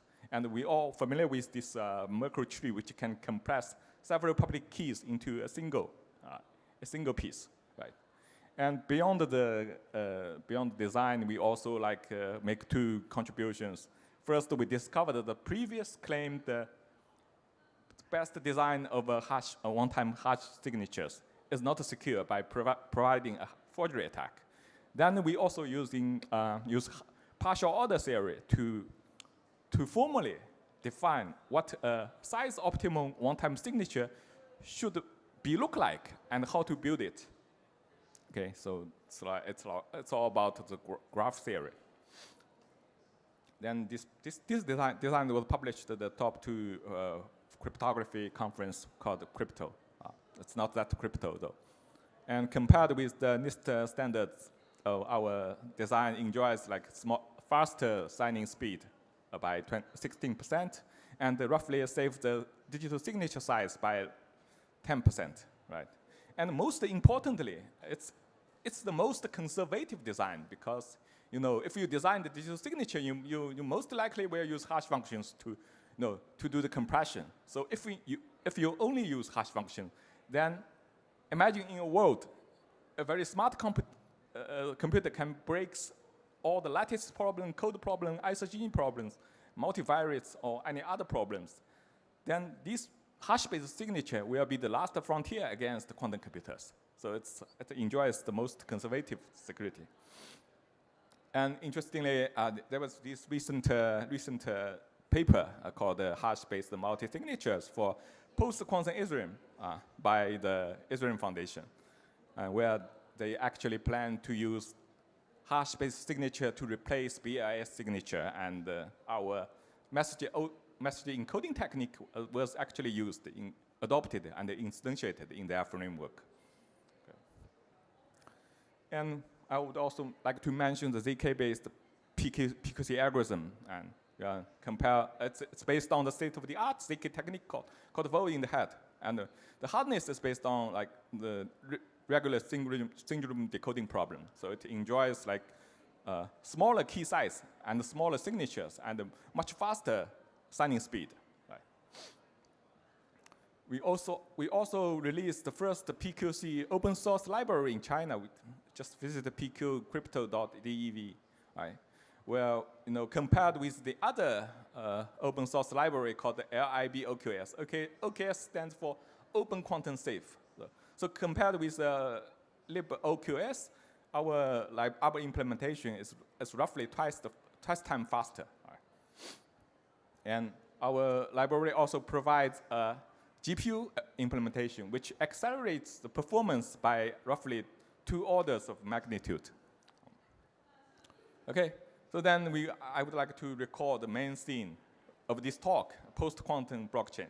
There are actually 2 approaches. Either you can build a blockchain system from scratch using post-quantum cryptography solutions. Or alternatively, you can migrate existing blockchains and by adding support for PQC signatures, moving assets to quantum-resistant addresses, and gradually you phase out vulnerable quantum-unsafe signatures, right? But the major challenge is that like many addresses, they are inactive. So if they haven't been migrated in time, they might be susceptible to future quantum attacks, right? Okay, then I still have some time, so I would like to talk about the ZK-TIS using the interactive ZK. Okay, so ZK-TIS can be regarded as a ZK extension of the TIS. That's that in TIS, the client establish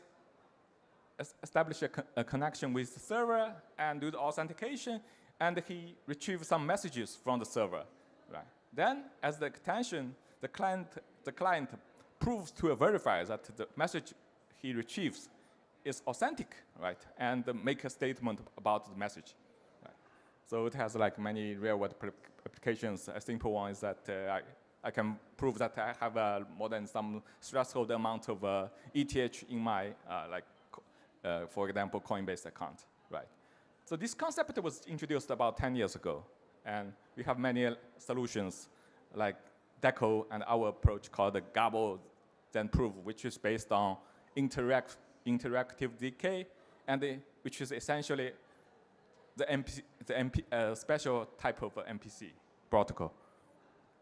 Okay, so TIS, we know that it consists of 2 phases. In the handshake phase, the 2 parties, they do the authentication and they negotiate on what algorithm to use, and then it establish a shared key and derive the session key, right? And then in the record phase, they do the encryption, decryption using and authentication using the derived session key. Right? And there are actually two modes for the ZK-TIS. And in the MPC TIS, the client first do the handshake with server, and then afterwards, executes a two-party computation with the verifier to share a session key, and which is then used for decrypting the messages from the server afterwards. Right. At the end, the verifier will prove that he knows the actual key. He can decrypt message and also make a statement about the message in ZK. Right. And in the proxy model, the verifier will act as a proxy between the client and the server by forwarding the traffics, the encrypted traffics between the client and the server. And in the meantime, the verifier should confirm that these traffics either originated from the client or the server. Right.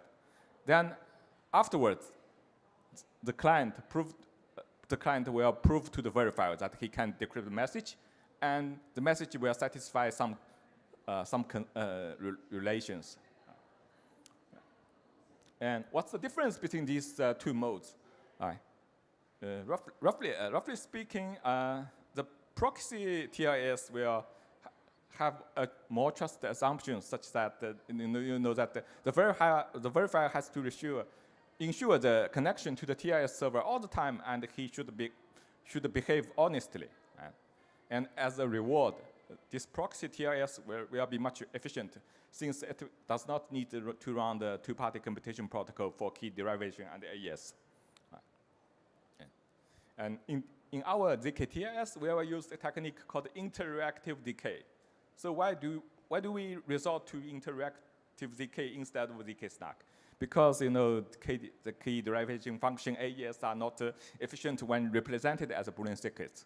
So then the ZK Snack protocol will have a very high proving time and large memory consumption, especially for clients running in a resource-constrained environment such as browsers. So then our interactive ZK make trade the non-succinctness and trade the succinctness and the non-interactivity for better efficient. So it will have a more computational efficient protocol and with much less memory consumption. And so the interactive ZK protocol is from we use is called the Quicksilver, which is able to prove trillions of gates with very affordable price and with minimum resources. In this case, we use 2 CPU cores and less than 1 gigabyte memory. Okay. And there we did a performance evaluation. And in this case, the clients are located all over the world. And he proved to a verifier, which is located in California, that the data he retrieved from the Coinbase server, which is in yellow, and or the Twitter server, which is in green. And all this can be done, can be completed in a few seconds, like maybe less than 1 second, or in general, it's less than 10 seconds. And in the case of larger content proving, it can prove like 20 kilobyte image retrieved from the ChatGPT server in 2 minutes. Right? Okay, so then this MPC TLS or proxy TLS based on Quicksilver comes with a SDK, which is developed by the Premise Lab. And we also have some recommended best practices, such as the verifier should be geographically distributed near the potential clients to minimize the latency and optimize user experience, and to mitigate the risk of collusion between the client and server. And it would be good to deploy the verifier within a TE. Okay, that's for my talk. Thank you for your attention. Thank you, Professor Yu, for your fascinating research. Please take a seat as we now proceed to our next session.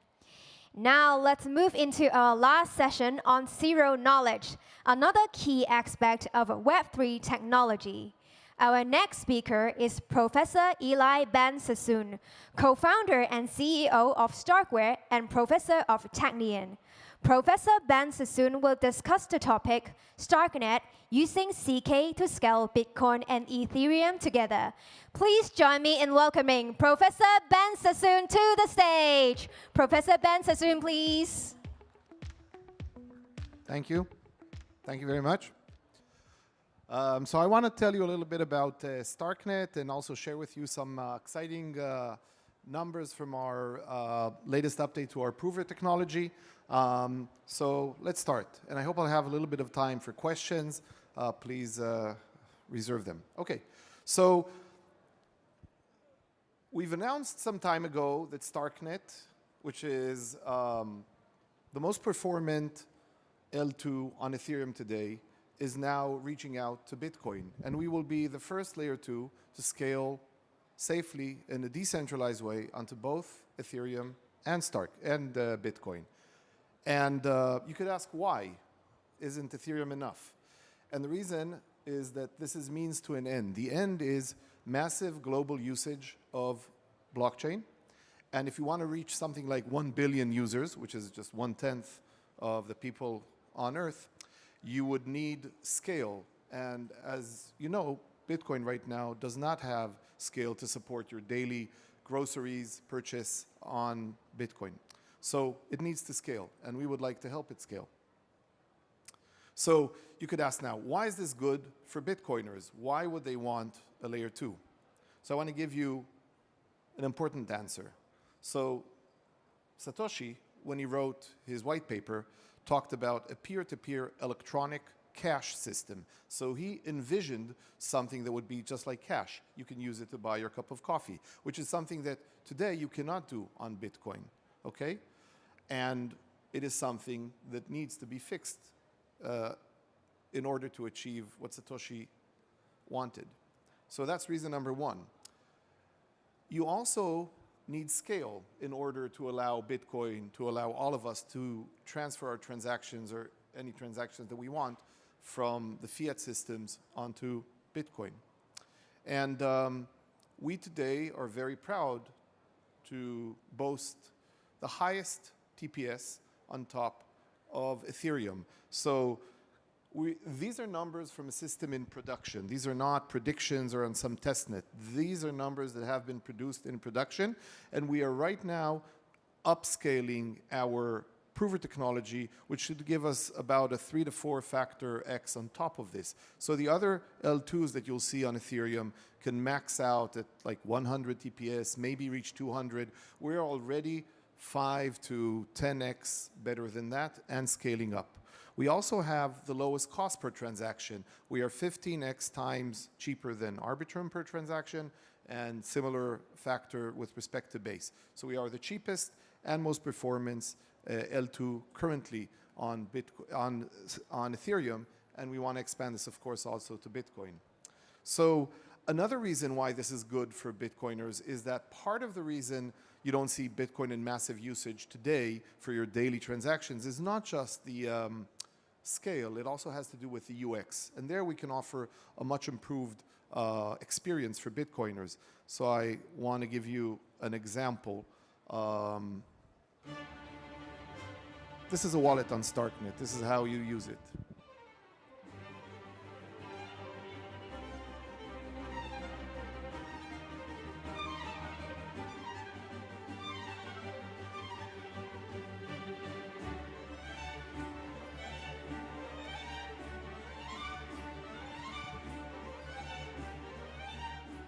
So all of our wallets on Starknet, thanks to 100% native account abstraction, have biometric-enabled signing, even though they're fully self-custodial. So you own your keys, but the way you interact with the system is not by recording 24 words and connecting some USB. You just do it with your smartphone or with the laptop, as you do with other things, even though it's fully self-custodial.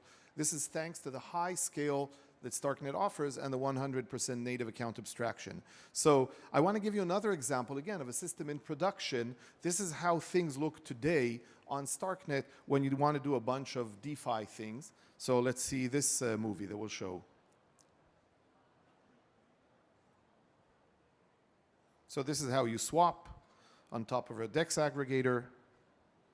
And then if you want to do DCA, which is time-weighted, time-weight averaged swapping, like Uniswap, but over time, this is how you do it. You just enter the amounts. You can see the interface in UX. Again, these are systems that are in production today. This is not some mock-up of a system that one day will exist. So this is UX that you do self-custodially, exists today on top of Starknet. Today it is offered only to Ethereum users because we are currently an L2 only on Ethereum, but expanding it to Bitcoin will allow you to do similar things with this good UX and in a fully self-custodial way on top of Bitcoin. So that's a second reason. And a third reason is that many Bitcoiners would like to do more with their Bitcoin. So for instance, you would like to stake, you would like to trade, you would like to lend and borrow. All of these things you want to do in a self-custodial way, and you cannot do them today. If you want to do them today, you have to go through a third-party custody or a multi-sig. And we want to bring this to a world where you can do all of this self-custodially with good UX and massive scale.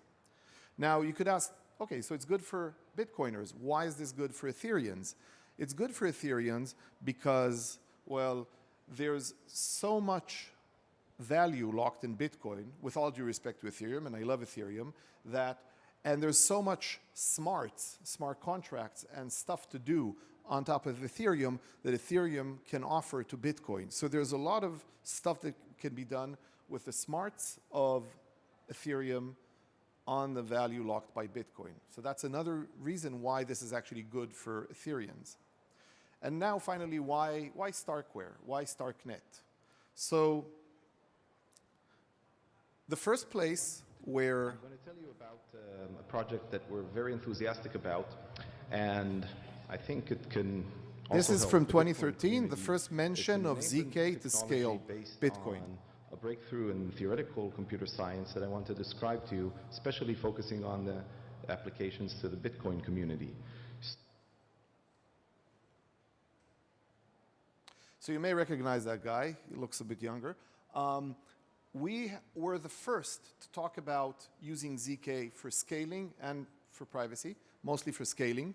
And this has been my dream since 2013. Now every day and everywhere, people know that ZK is the end game for scaling blockchain, but we were the first to offer this. And in fact, I'm the co-inventor of Starks. Stark is the technology that everyone is now using, not just for post-quantum security, but also for scaling blockchain. So if you hear about Polygon 3 or Risk Zero or Succinct, all of these solutions are using my technology, which I'm very proud of and very happy. But we have been at it the longest, and we invented a whole bunch of things that are now embraced by the whole community. We had the first production-grade prover, Stark prover, already back in 2019. 6 years ago, we invented Validium, L2 rollups, proof aggregation, the aggregation layer. This is something that has been running in production on Starkware's technology for 5 years. And we were the first to come up with a general purpose validity rollup deployed in 2021, recursive proving, layer 3. All of these innovations that you hear many people talking about, the first ones to show them in production and to ideate these things were us. So that's a very good reason why we are very well fit to scale Bitcoin. And yeah, also the first one to go on both Ethereum and Bitcoin. So we have a technology that is secure, trustless, decentralized, and we want to offer it to a strategic reserve. That's a very good reason why it should be us. And now I want to show to you some of our cutting-edge results in terms of, again, this is a production-grade prover. This is the first time I'm presenting these results. They're actually not final. So in a month, we'll have actually better results that the engineering team is just not comfortable sharing yet. So what you're seeing now is a sneak peek of Stu compared to some other Stark proving systems that are out there. Okay? So this is, the numbers I'll show you have been obtained by running benchmarks of our system compared to other leading systems on the same configuration. So it's a machine with 196 gigabytes of RAM, 24 cores, blah, blah, blah. You see the whole thing. So we ran all of these different systems on the same architecture, and we measured. And this is what we see. So it's very important for me to mention that the numbers you'll see here, even though they're already face melting, and they are the best out there, they're going to improve by significant factors within a month. So my engineering team was comfortable sharing this right now, just because I'm presenting it, but you'll see even better numbers. Not that they're bad. Okay, so if you talk about proving SHA-2, which is very important for Bitcoin, and we index it by the number of bytes that you're indexing. So the more bytes, the harder it gets. So here you have, so object means that this is compiled from software into a proof, and precompiles mean that there's a dedicated circuit that is optimized for proving it. And what you can see is that our numbers are pretty much the very best, and even better than comparable other systems which are using circuits, right? So this is code compared to circuits. Code should be less efficient, but we are more efficient. And then another example is SHA-3 proving time. So here again, this is like probably 20 to 30x faster, 20x faster than the precompiles, even though what we're using is actually code and not a precompile. So when we get to precompiles, things are going to be much faster. And this is even before we fully use the native field that we're using, that we're generating stew over. And this is without GPU optimizations, which are promised to give you a pretty significant factor over that. And another example, which is very important for AI learning, is matrix multiplication. So here, once again, you see that we are somewhere between like 5 and almost 10x better than the competing Stark systems. And this is code that is not yet finalized and will get only better. So that's another good reason why we are well suited to be those who are scaling both Ethereum and Bitcoin. And the reason we're doing this is in order to reach 1 billion users. And maybe I'll pause here for questions. I can go into a little bit more details about how does it work. But before that, I'll just pause and see if there are any questions. Any questions?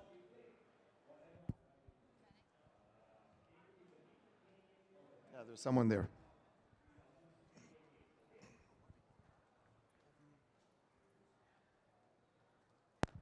I noticed on the first performance slide that jolt was much lower. What is that attributed to?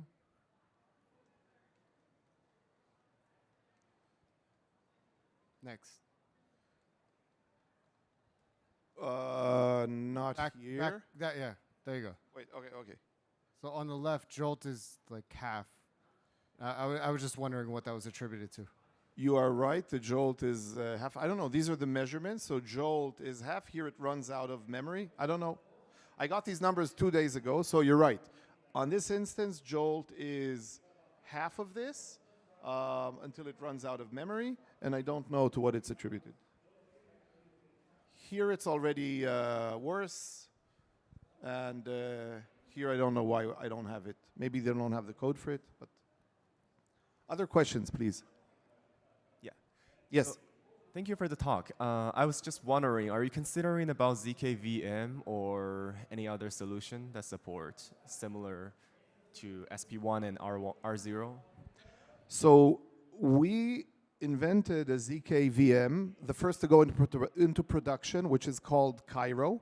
And it is extremely efficient and secure. It has a Rust-like interface, and it has very strong linear typing, and is also a blockchain language, meaning that you can write smart contracts in a very efficient way. So actually, ZKVM is another thing that we actually invented and productized first. And now a lot of teams are talking about creating VMs that are dedicated for fast proving. Been there, done that. But yes. Another quick question. For the verification time, is it also as efficient as the proving time? Verification is much more efficient than proving. The whole way that a Stark system works is that verification is actually exponentially more efficient than proving, but I don't have the verification times here. As I said, I pressured my engineering team. I just got these slides a couple of days ago, and I just can present these numbers. But in a month, we'll present a whole lot of numbers on proving, verification, time, sizes of proofs, and stuff like that. So that's what I have right now to share. Other questions? Okay, I have a few more minutes, so let me explain to you one topic that we're often asked about, which is how exactly do you get what we call an L2 squared? How can you get to a system in which you can both settle onto Bitcoin and onto Ethereum in a way that is safe, where you can have situations where the two chains don't necessarily agree. So here's one way to do it, and this is, we're still actively researching it, but I just want to show you that something can be done. And the assumption I'm going to have here is that there is some assumed finality on both of the two chains. So both on Bitcoin, if you wait a certain time, and maybe it's 6 blocks, and on Ethereum, if you wait a certain time, you will be in a situation where there is finality, right? None of these chains will revert. But the finality times could be very different. In fact, they probably are. So now what do you do with the system in order to make sure that you don't have a double spend, like this irreconcilable states between the two chains? So here's one way to do it. So suppose you have reached your final new state on your L2, and let's call it S1. So now what you do is you put it on each one of the two chains, but you call it pending. You say it's not yet final. Now we wait on each of the two chains for the finality time to emerge, and then what we do is we go, assuming we have a light client for Ethereum and for Bitcoin, which by the way we already have. So we have on Starknet a provable light client of Ethereum, and we are building a provable light client for Bitcoin, okay? So we already have one and the other will be built. What you do is you wait for the finality on Ethereum, and then you gather its proof of finality and you put that onto Starknet. You do the same thing with Ethereum, and the whole time the state is pending on both chains. Now you release state S2, and you can, together with it, prove that S1 has been finalized and accepted, and the finality time has passed on both Bitcoin and Ethereum. So now you send this to your two chains, and they will change the state from pending to final. And now, if you think about it, as long as there's no reorg that is longer than the finality time, then you will have this state where the two chains are completely in sync with respect to the layer 2, and you have finality, okay? So this is one way to address how to create an L2 squared. And this ends my talk. You're welcome to follow us. There's a lot of innovation and interesting things going on.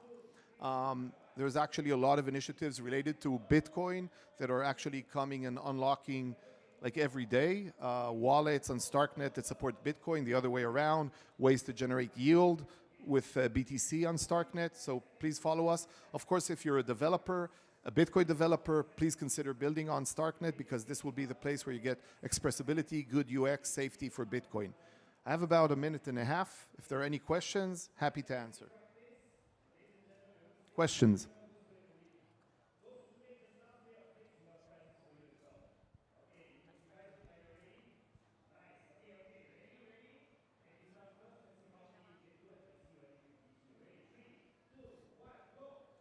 Okay. I see.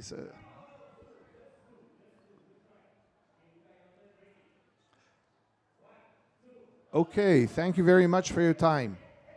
Thank you, Professor Ben Sassoon, for your incredible insights. Please take a seat as we proceed with our next speaker. Next, we have Mr. Anurag Arjun, co-founder of the Avel project, who will talk about the topic, horizontal scaling via fast cross-chain interoperability. Let's welcome Mr. Arjun to the stage. Mr. Arjun, please. Hello, hello. Yeah, I'm Anurag, co-founder of Avel. Today I'm going to give a talk on horizontal scaling via fast cross-chain interoperability. So before starting, let me give you some context. What is Avel? Avel builds rollup-centric infra. We started off with building this state-of-the-art data availability layer. We are adding a light execution runtime on top of Avel to enable things like roll-up interoperability, and so on. And so today I'm going to discuss a little bit about this concept in which blockchain architecture has been progressing. If you kind of look at how blockchains really started, like they started off very monolithic architectures like Bitcoin, Ethereum, and so on. And so in general, initially there were these very L1 sort of constructions, but until a few years ago when rollups came into the space, there's been now hundreds of chains that are being launched because it's very easy to now spin up chains. And so the status quo is now that these are very fragmented ecosystems, right? So if you see, there's just lot of L2s, lot of L3s, for example, and it's good, really, right? Essentially, it's in the sense that it's no longer very hard to spin up a chain like it used to be with spinning up a validator set and so on. And so the block space scalability problem has been kind of solved to a certain extent because there's no dearth of cheap block space. There's just too much scalable block space at the moment, and but the issue is that we've gotten into this very fragmented landscape. Lots of L2s, lots of L3s, lots of bridges, and so it's been very confusing for users to kind of navigate this landscape. Typical cross-chain experiences are, you have to lock your funds on one chain, basically mint on another, and then burn, unlock. It's every time I have to do a transaction. If I have some funds on Base, I need to do some transaction on Solana. So it's a pain, right? And this is nowhere near Web2 UX, for example. And so really what the question that we posed ourselves is, can we kind of get to this scenario, right? If you were to be able to interact with any app on, most chains from any other chain, how would that look like, right? Essentially, today if you see so many chains, right? And funds across so many different chains, how do you kind of solve that? And shouldn't require trusted middlemen, and maybe can we eliminate the notion of bridging? Bridging is always going to be there, but can we kind of remove UX from the bridging? Do users have to expressly bridge, for example? And that's when we kind of started working on this problem. And we realized that because a lot of this is going to be very ZK rollup driven, for example, can we just solve this using a combination of proof aggregation using ZK. The first iteration we are doing using TEE, but in general, this is what we have been really working on. The upgrade to the Avail DA layer is the Nexus upgrade, which is basically a chain precursor to chain abstraction, really, and it really brings the interactions from a n cross n sort of a chain interaction into this thing called the Nexus middleware, which kind of handles all the complexity of the cross-chain interop for you. This literally, essentially from a UX perspective, what we are trying to get at is, even if your asset is on, let's say, Base, Arbitrum, Solana, can I do a transaction on Ethereum, for example, or on one of the newer L1s, for example, in one click?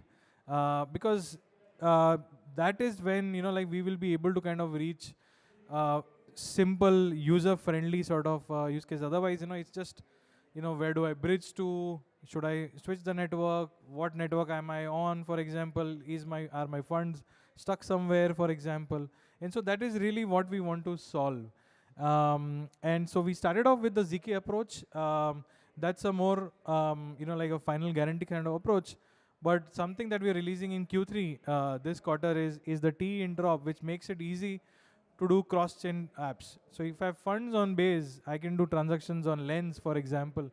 And these are the kind of latencies that we are looking at. For most chains, should be in the order of 5 seconds. For the OP approach, for the T, like, I mean, 10 seconds is the upper bound. I think anything between 1 to 4 seconds is what we are aiming for example. In general, I don't want to get into all the technical complexities here. In general, I will kind of put this on my Twitter tweet so that you can go through the technical slides. But this is, in general, what are the concepts that we are using in general.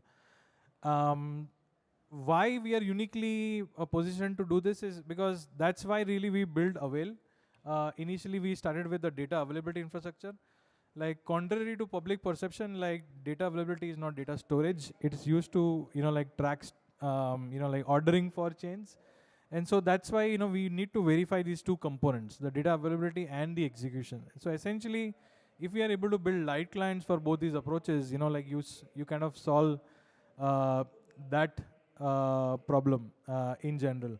And so with this, you have trust minimized guarantees and long tail asset stuff. Again, skimming through some of this, for example, not to get in too much into the weeds, but essentially everything around execution, light client verifiers, and data availability light client verifiers.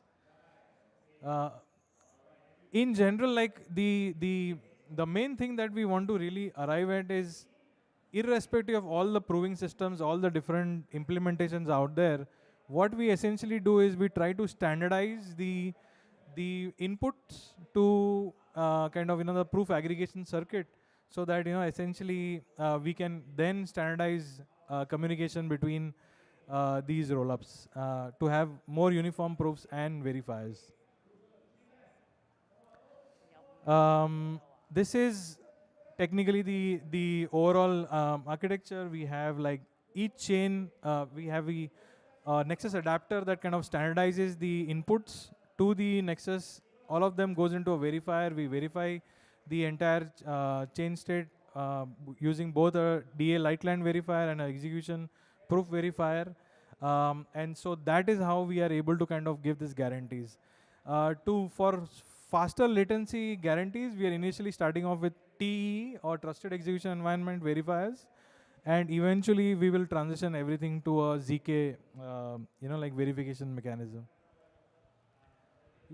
What becomes possible is also contingent execution. What that really means is that I can do asynchronous cross-chain communications in the sense that if I buy an NFT on one chain, that only goes through if I make a payment on the other chain, for example, and so on. So more akin to more Web3-like experiences. So for example, if you kind of think of how Web2 really works is, like, you buy a product on Amazon or, let's say Alibaba, for example, you kind of put in a request to buy the product, then you put in another request for the payment, and only when the payment goes through is the product then delivered or processed, for example. And this is what happens in Web2, and that's why you get these very seamless experiences via asynchronous UX.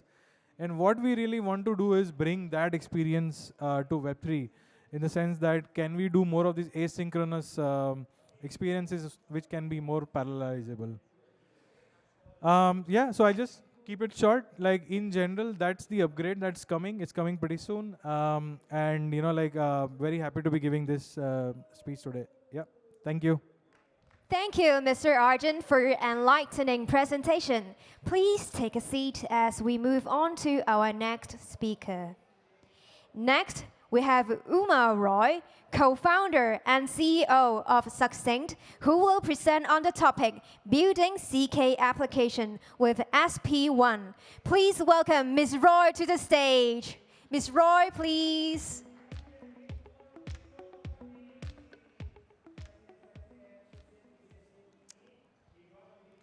Hello, I'm Uma. I'm the co-founder and CEO of Succinct.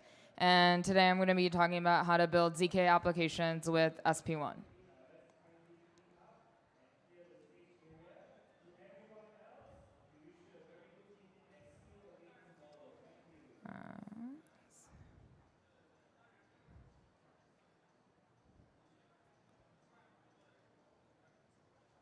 Oh, okay.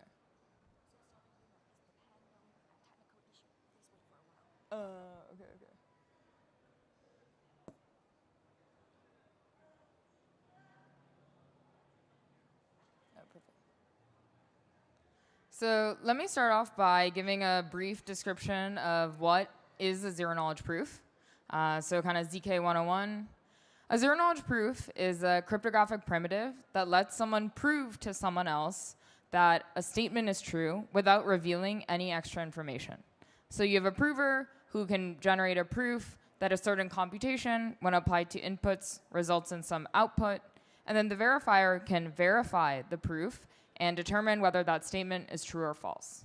And there's two properties. One property is the succinctness property, which is the verifier can verify proof in much less time than it takes them to do the original computation. And then there's the zero-knowledge property, which is the prover can hide inputs to the computation so that the verifier doesn't know about these values. So we probably know what ZK is. But so far, ZK has been full of promises, but it's been really, really hard to use. And that's where what we're building at Succinct comes into play. So what we're building at Succinct is a ZKVM, short for a ZK virtual machine, that makes using ZK as easy as writing normal code.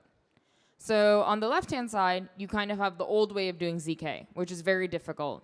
And it's kind of the circuit model of the world. It looks, like a different language. It looks very complicated.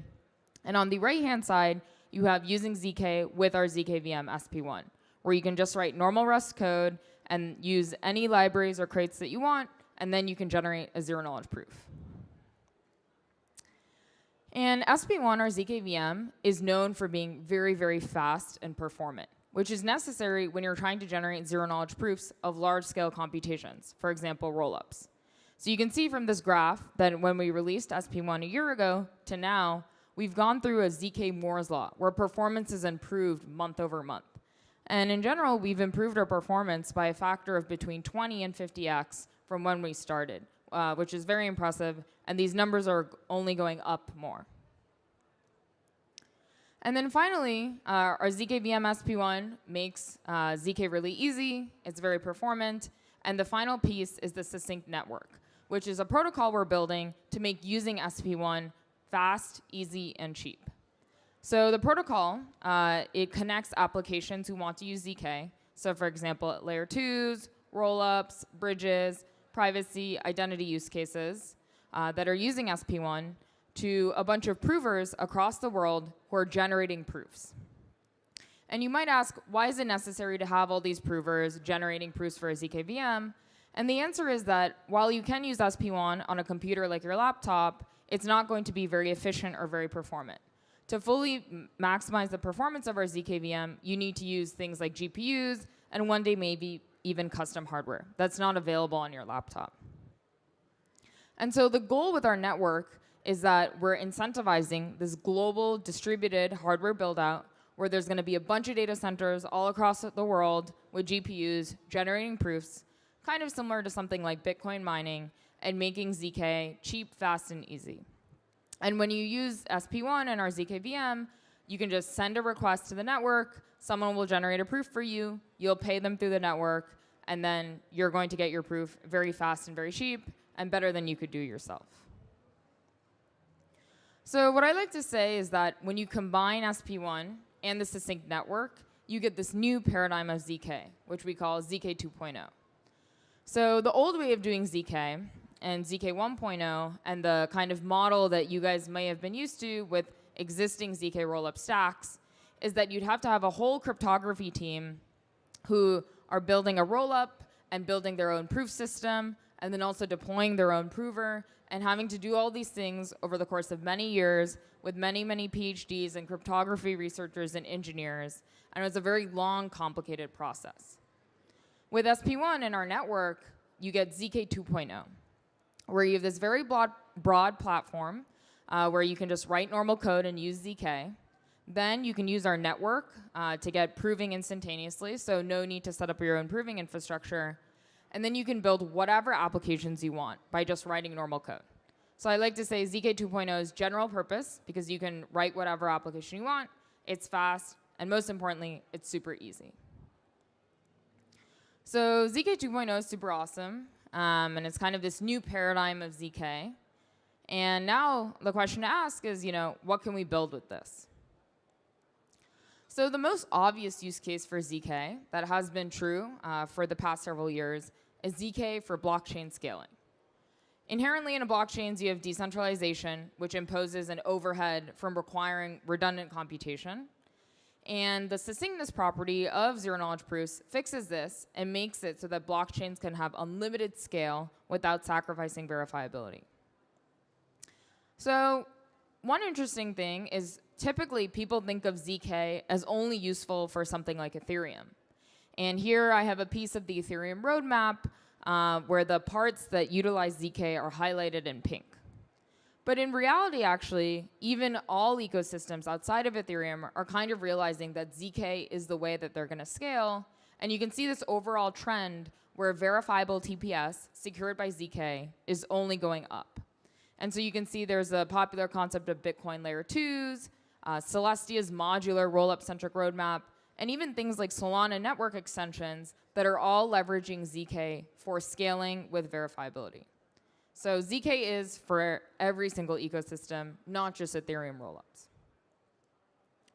Another interesting trend to observe, and why ZK for scaling is so compelling, is that I think proving will kind of be the ultimate form of security and verifiability for all chains. So in the past, if you wanted a decentralized verifiable chain, your options were proof of work mining, which is very, very wasteful because you have redundant computation. Or you have proof of stake, but that's actually pretty expensive because you have to give out these staking rewards and emissions to validators to secure the network. With ZK and a rollup-centric architecture, you can place your data on some sort of data availability layer, like Ethereum or Celestia or other options, and then you can get unbounded scale and verifiability with a ZK proof. And so to give you an example of kind of like the scale of how much more efficient and cheap ZK is, here is a graph showing, or here's a chart showing how much top chains pay out in staking rewards per year. And you can see that's in the billions of dollars or hundreds of millions of dollars. And all of that is simply much more efficient if you just use ZK for verifiability as opposed to paying all these decentralized validators to execute redundant computation to secure the chains. And then finally, some back of the envelope math on why ZK is like interesting for scaling in a large market is that if you kind of do some napkin math and you show that each transaction might pay something like 1/10 of a cent for proving, and you multiply out the numbers, and maybe you get to something like the number of roll-up transactions that are secured by ZK goes to 5,000 TPS, which is what Solana does today, that ends up being hundreds of millions of dollars in revenue per year dedicated to proving. And that's not even counting the fact that transactions per second are only going up. So for example, transactions on L2s have 15x'd over the past 5 years. Same with Solana. So you can imagine that ZK gets cheaper and cheaper. Transactions on these ZK rollups go up more and more. And that actually ends up being a very substantial amount of revenue devoted towards proving. And then the final piece I want to talk about for ZK for blockchain scaling is that just because we're doing ZK rollups doesn't mean they're ZK EVMs. So a lot of the use cases these days for ZK rollups, especially on Ethereum, is taking the Ethereum virtual machine and wrapping it in ZK. But actually, the EVM itself has a lot of overhead and poor design patterns for high throughput specialized applications. And you can imagine that in the future, very large scale specialized applications, for example, things like verifiable exchanges or verifiable perp dexes, will be written directly in Rust for a ZKVM environment instead of going through an EVM. And so I think this next generation of verifiable applications that are directly being proven in a ZKVM will kind of dominate the story of ZK for blockchain scaling, going beyond just the ZK EVMs that we know. So I've kind of outlined kind of the bullish thesis for why ZK in blockchain scaling is important and is going to be very big and result in a lot of proof demand. And now I can touch on how we're actually building this and deploying it in practice. So OP Succinct is kind of our first steps towards realizing this ZK rollup vision. And what it does is it combines the OP stack which is a common rollup stack framework used for making EVM rollups. It combines that with SP1 or ZKVM and makes it so that you can get a one-click upgrade to a fully Type 1 ZK EVM rollup. And there's a lot of benefits if you're a rollup operator. You get 1-hour finality and better security. And it shows this broader trend of how every rollup one day is going to become a ZK rollup, and how this paradigm of ZK 2.0 with the ZKVM can upgrade all existing stacks and infrastructure. And OP Sysync adoption is on the rise. So today, we have customers like Mantle, who have over $2 billion in TVL, and Fala, which is a TE-based blockchain, or a blockchain to settle TE-based systems, that's been running OP Sysync live on their mainnet since January. And we have a bunch of other infrastructure partners that are supported for OP Sysync and our ZK rollup vision. I think another interesting thing, and the final thing I want to touch on, is beyond ZK for scaling blockchains, which kind of already gets a lot of attention, is how ZK 2.0 can have impact even outside of blockchains. So one interesting thing outside of blockchains is today, if you want to prove to someone else information, you actually have to reveal a lot of information about yourself and potentially private parts of your identity. And ZK can actually help fix this problem. So to go through some very concrete examples, if you want to rent a house or buy a house, often you have to provide your entire bank statement and income history. But imagine a world in which you can instead provide a zero-knowledge proof of your income requirements and reveal or prove to someone that your income is over a certain amount without revealing anything extra. Today, if you want to prove your age or nationality, you often have to provide your entire driver's license information or passport in clear text.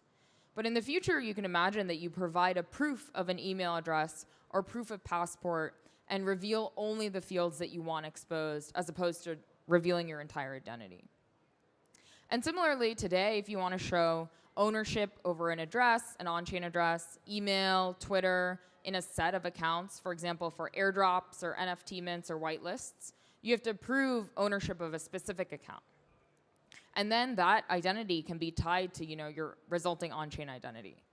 But with the zero-knowledge proof, you could instead prove a membership inclusion where you show you're part of a set without revealing who exactly you are in that set. And so this general theme of ZK identity protocols, where you take some identity information and then you hide certain fields and then you only prove the statements you want. So for example, in this diagram, it's that you're over 18 without revealing your name or your specific date of birth, has become a bigger trend.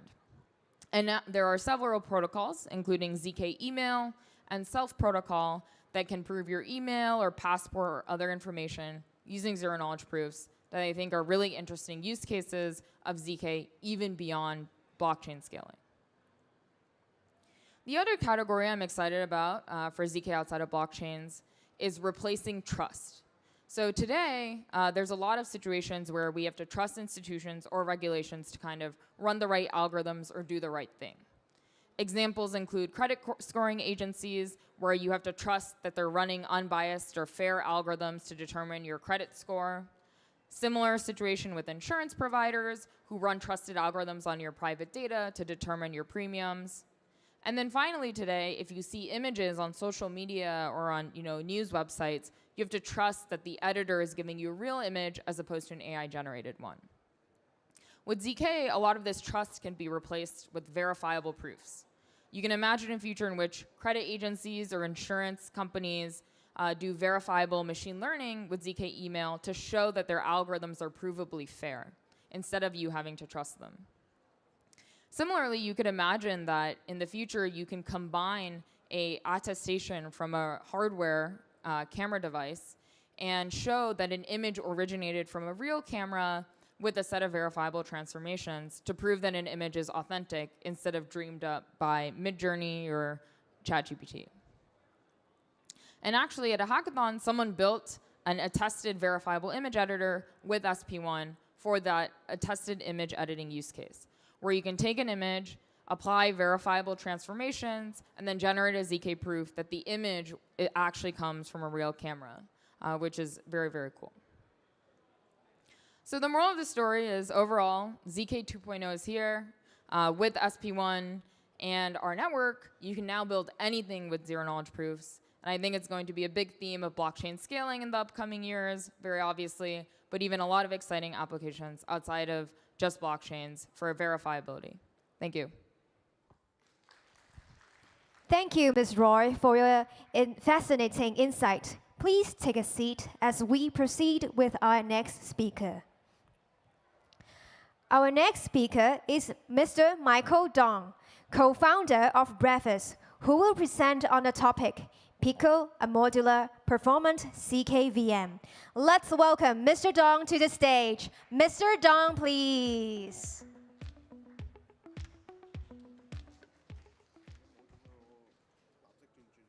All right. Hi, everyone. Thanks for coming to my talk. I'm Michael. I'm a co-founder of Brevis. And before I talk about Pico, let me just kind of give a quick introduction of what is Brevis. Brevis is a smart off-chain verifiable computing platform that allows you to scale blockchain to an infinite level. And today I'm going to talk about Pico, which is one of our products that is recently released, which is a modular and performant ZKVM. So, before I talk about the ZKVM itself, let me give a quick introduction about why we are building Brevis. We all know like blockchains today are world computers.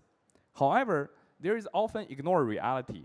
Even with layer 2 scaling and everything, the blockchains themselves cannot run faster than a single server. If you pick any single blockchain, even for layer 2 blockchains, they cannot simply run faster than a single server. What does that mean then? Let me give you a very, very concrete example of that limitation. Right? So if you think about it, on every centralized exchanges, there's always this very useful feature called VIP trader program. The concept is very simple. If you trade it a lot in this month, for the next month you will get a trading fee discount. Every centralized exchange has that. Now, if you think about it, across all the DEXs, Uniswap, PancakeSwap, QuickSwap, you name it, none of these DEXs has that feature. Well, why is that? Turns out that even computing historical blockchain on-chain state and data on blockchain directly is proven to be an extremely hard to do task and an extremely computational heavy task that you cannot do even on layer 2 blockchains. So that brings us to a big realization. That is, if we want to actually match the user experience and match the kind of things you can do in Web 2 to your Web 3 equivalent, you really need a new paradigm of computing. And that is off-chain verifiable computing. So in off-chain verifiable computing, we treat the blockchain not as the main venue of computation, but actually just a glue point of the application. Now, the blockchain themselves can offload very complex and data-heavy computation to an off-chain environment. And in this case, it will be Brevis. And in Brevis, two things happen. One, you will, of course, compute the computation result. But if you just compute this off-chain in a server and stuff it back to the blockchain, the biggest problem is that you lose the trust-free nature of the blockchain application itself. So what do we do? Well, we generate something called a ZK proof that is attesting to the correctness of the computation result. And then you take both of these things and submit this back to the blockchain. It is the nature of the ZK proof that the verification of the ZK proof itself is so much simpler than the computation itself. Like no matter how complex the computation is, you can always just verify a very succinct and very easy to verify proof and consume the result directly. The end result is that the blockchain actually offloaded some very complex computation, get the result, and can verify it as if the computation it has been done on the blockchain directly. So, what did we do with this? Well, the first kind of application, the product we built is something called a ZK coprocessor. It focuses on a very, very specific kind of a computation, which is on-chain historical data access and computation.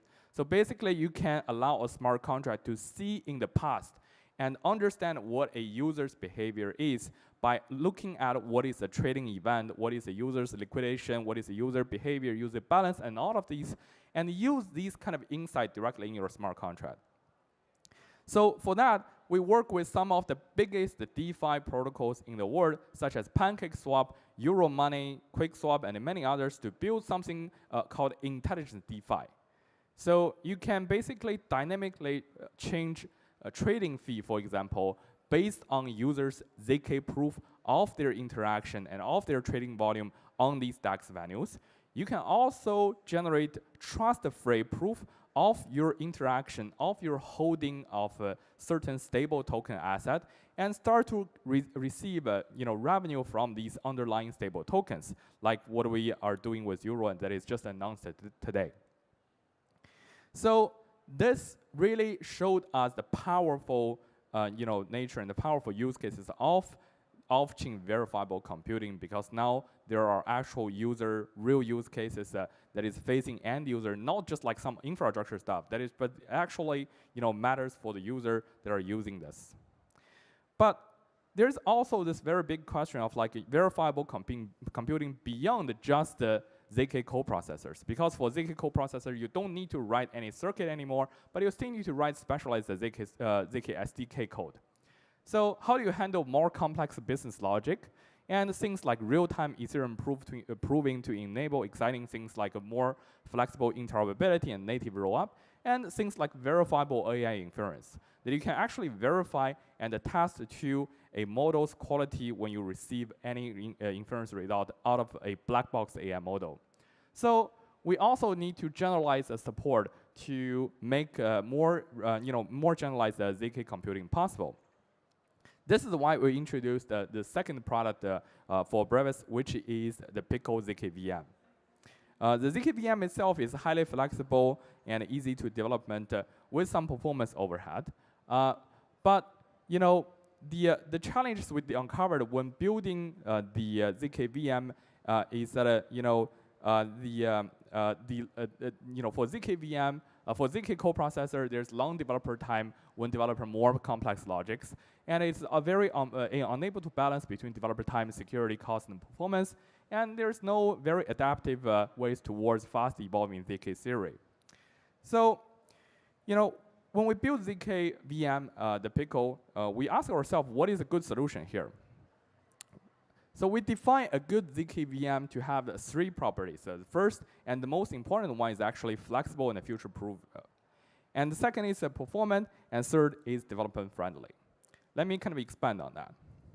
So when we talk about the future-proof and flexible, we want to have a modular architecture that can allow a ZKVM to have interchangeable proving backend, because the underlying ZK theory and ZK system have been evolving so fast that we need to quickly incorporate new things into our system. And we also need to have a customizable proving workflow so that applications themselves can choose what kind of things they want. Like, for example, not all ZK applications wants to be on-chain verified. So for things like self-sovereignty identity or identity-based applications, they don't actually need to have the final step of the on-chain verification performed.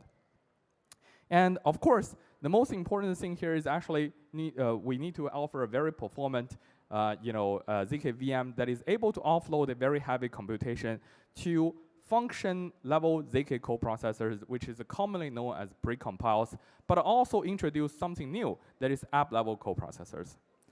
Finally, of course, we need to be developer-friendly when they're writing applications with a plain Rust interface with no knowledge of ZK circuit needed.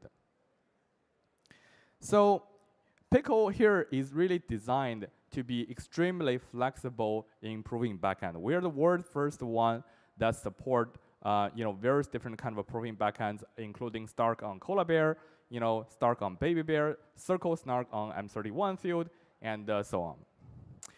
All you need to do here is to really just like change the line of the configuration file, and you can run the entire ZKVM using completely different proving backend. And the second benefit of Pico is that it is really designed to be highly customizable.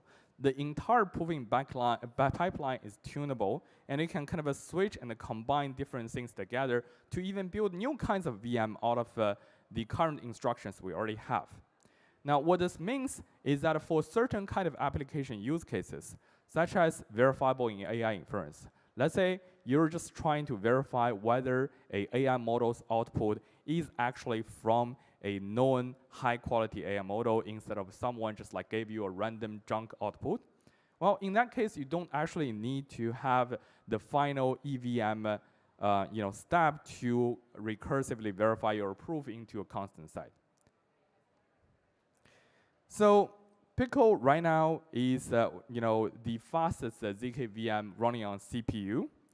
We benchmark this on a very standard benchmark machine, and as you can see on various different workloads, from micro benchmark to like Fibonacci to verifying larger workload such as the Ethereum block execution, Pico has been consistently outperforming other existing ZKVM solutions.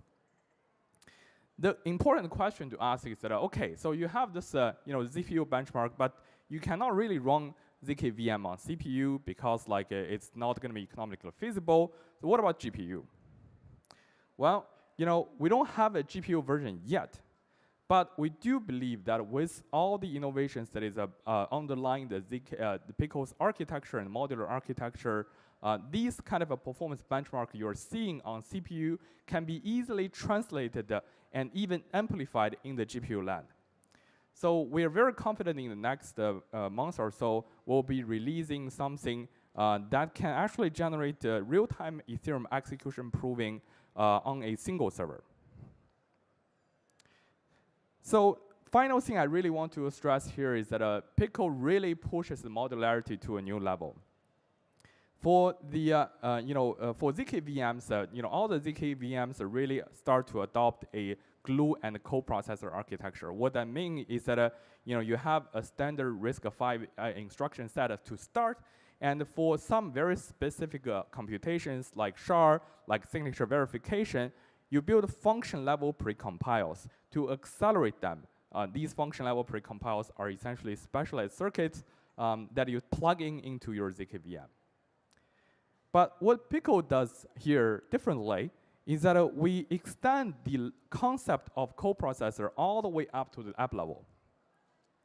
So what we mean by that is to essentially integrate with our on-chain data coprocessor. So what that means is that you can now access historical on-chain data in your smart contract by just calling a bunch of specialized functions in the VM to say, okay, this is the transaction data I want to access, and then you have the data available in your VM directly. Now, instead of asking developer to write specialized SDK code to build their business logic, we now allow developers to actually operate on these data using high-level Rust code. So you can now just write Rust code to say, okay, now I want to compute what is the trading volume for this user by just writing a bunch of Rust functions. Now I want to compute what is a user's liquidation ratio, what is market volatility, and all these on-chain data can be computed in the Rust land in a very kind of efficient way. So this actually not only accelerates the developer building time, but also make the entire architecture much more performant, because the our data ZK coprocessor is not only just a set of specialized circuit, but it is actually a very specialized system that is running in parallel computing and highly efficiently organized. So, not only we have the data access coprocessor, but we also have something called SPA ZK, which allows you to, we initially proposed this as a specialized GKR optimizer to generate a verifiable inference result for machine learning models. And we're going to release very soon a new architecture to essentially allow you to plug in certain machine learning models using very commonly used machine learning tools into the Pico construct, so you can actually interact with all these machine learning models very efficiently, by kind of incorporating our app-level coprocessor in the ZK, land. So the benefit of this app-level coprocessor is very apparent. For example, with our enshrined, data access coprocessor, when you're trying to prove a trading volume of, let's say, 4,000 trade on Uniswap, using our ZK coprocessor, you get about 32 times the performance boost, and at 2/3 of the cost, comparing to vanilla Pico, even though the vanilla Pico version is fast enough. So, today I'm just quickly introducing Pico, our newest addition to our product line. But overall, for Brevis, we are trying to build a off-chain verifiable computing future to not only serve as a way to scale blockchain, but also as a way to generate verifiable computing for very critical, mission-critical applications, such as decentralized, artificial intelligence inference, and also identity use cases. With that, thank you all. Thank you, Mr. Dong, for your presentation. Please take a seat as we approach the final talk of the day. Our final speaker of the day is Mr. Jacob Everly, Boundless Product Lead at Risk Zero. Mr. Everly will share on the topic, Boundless, the missing piece. Let's give a warm welcome to Mr. Everly. Mr. Everly, please. Hi, we made it to the end of the day. Shout out to everyone that's still here. The last two people have done a great job sort of illustrating, how ZK is becoming more accessible, more performant, and sort of the use case. And with my talk, I want to sort of dive in more of where are these systems being deployed today, and what are some real applications we can point at that are deployed. Quick introduction: my name's Jacob Everly. I'm the product lead for Boundless.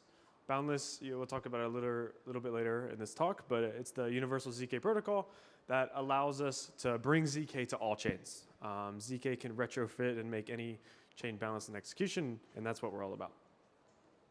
Some people have recently touched on this, but let's look and understand why ZK is so good for scaling blockchains. Today in a blockchain, if we want to do verifiable execution, we ask everyone to run the same execution, and then we all compare notes, and we call this consensus. And then once a certain amount of people, see the same thing, we sort of say that's finalized, and that's the state. With ZK, we no longer need this. We get this very succinct, verifiable proof that anyone can verify within microseconds, that anyone has done that execution correctly, so we don't have to redo it anymore. This sort of shifts the paradigm to where a blockchain can only go as fast as its slowest node. It's a single computer. With ZK, more nodes, more power. I can consistently throw more GPUs, and the system becomes more and more powerful, and we sort of get this balanced execution property. And when we look at what are we actually replacing, ZK cannot replace all known execution today. You still have to use the settlement layer to transfer assets, to do storage reads and whatnot, but we can replace a lot of it. I'm looking at two very popular transaction types here, but if you look at the median case, you can sort of replace 70% of execution that's on-chain today, go much faster for much cheaper. So let's look at an example. We're helping Lido with a piece of their protocol. Lido is quite complicated, but I want to talk about the top right here, which is the accounting oracle. The accounting oracle does a few things. It tracks the number of validators currently in Lido. It tracks the balance of the validators, and then also tracks are new people coming in or old people exiting. And currently they have to use an oracle.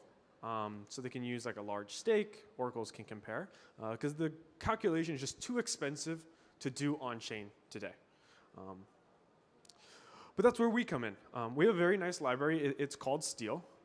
The last people, they sort of chatted about using Rust. We want to support many languages outside of Rust as well. So now you can actually just use Solidity in ZK, write Solidity and just generate ZKPs.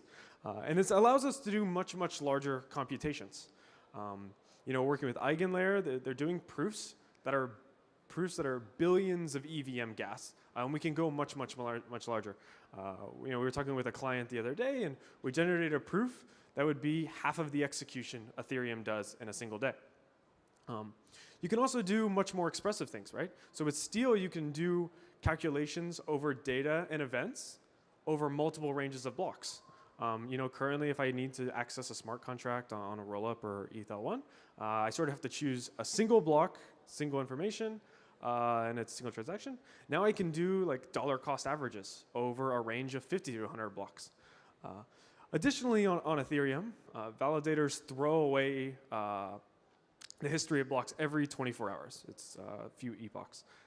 With Steel, actually, you can look all the way back to the merge using a nice feature we call chain verifier. So now we can do this boundless set of execution. We can look at the whole history of Ethereum, so we can do much more expressive things. And we can do calculations across multiple blocks. And other people are using it, right? So I'm sure some of us have heard of EigenLayer. EigenLayer has this thing called slashing. And this is how they sort of penalize operators for misbehaving in the AVS. Well, to do this calculation and see, one, how much a validator should be rewarded, and if they've misbehaved, they have to do a very large thing. They have to do a calculation that is worth billions of EVM gas. But now they can. You can't do that on any blockchain, but they use our ZKVM, they use Solidity. They generate this proof. It's not even really near the limits of today. And they can do it in an economical sense.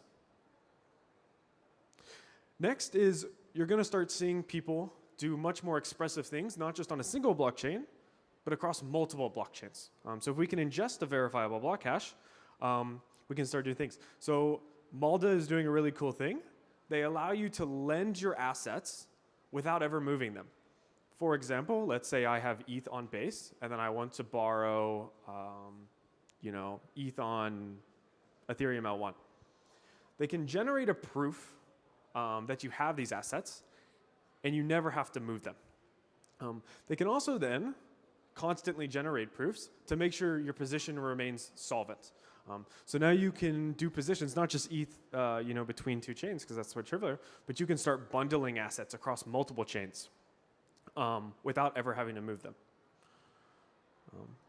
But we're still working on this. It works today, but we never want to stop there. So we want to make it easier. And there's still a few problems that ZK is riddled with today. One is if you want to go to production and generate proofs, you're normally reliant on single parties. You need to go to a single person, do a handshake deal for your proving. It can still be too expensive.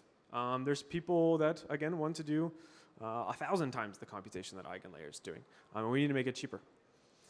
Going to production, the deployment times can be very long.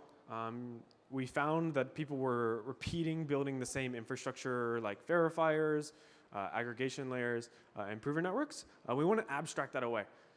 We invented the RISC-V ZKVM, and it was really great. You went from writing circuits to writing Rust to generate ZKPs. But we really want to make it to where you write Rust and you deploy ZK applications. And to the last point, Ethereum has a quite nice foundation for ZK, but other ecosystems like Bitcoin and Solana don't. In Boundless, we want to be the best place to deploy your ZK application, regardless of your chain that you want to deploy on. So Boundless is the universal ZK protocol that fixes all of this. And it's really these three main components. So we have one party, L1s, protocols, app developers. Another one, we sort of have like a set of provers that generate the proofs. And then we have this middle component, the market, which is really a conduit to connect these parties in a decentralized, permissionless manner. First, for protocol development. The promise of Boundless is the best verifiable execution environment today and in the future. I want you to have the guarantee, not only do we have the fastest system today, but then as you develop and we grow together and we expand and bring the pie, that we're going to support the newest and greatest ZKVMs or proof systems all the time. So Boundless is ZKVM agnostic. You know, we're going to start supporting the RISC-0 ZKVM, but the RISC-0 ZKVM is not the best for all applications. You know, it's really good at proving ETH blocks and, you know, doing these very large computations, but it's not the best for client-side proving. Imagine you want to do a privacy app for payments. You need client-side proving, and you're going to want to use a different ZKVM. Additionally, different proof systems are better for different use cases. So we're working on Binius right now, which will be very fast. It'll be a 30x speed up compared to what we have today. But again, it'll be really good for very large proofs. If I want to use something to do client-side, I think like the Lita ZKVM is a great option for you. And we want to support you, regardless of what use case you want to do. Additionally, we support Rust. We support Solidity now. But we want to support many virtual machines. You as a developer have many different reasons to choose a different development environment. If it comes from the support of that ecosystem that you have, if it's certain security properties, if it's something familiar to you, and we want to support them all. We're going to support the EVM, the Solana virtual machine, the Move virtual machine, the Bitcoin virtual machine, and other alternative VMs. And we're also working on support for other high-level programming languages. Next is we give you the best proof properties for a proof market. And what do I mean by a proof market? Is, you know, you're an application, you show up to, you know, currently you have to ask for these single parties to do these proofs. I just want you to show up and request in a market, and the proof get delivered. You've probably heard of prover networks going around, and prover networks currently, they have certain mechanisms that give you strong guarantees that a proof is generated.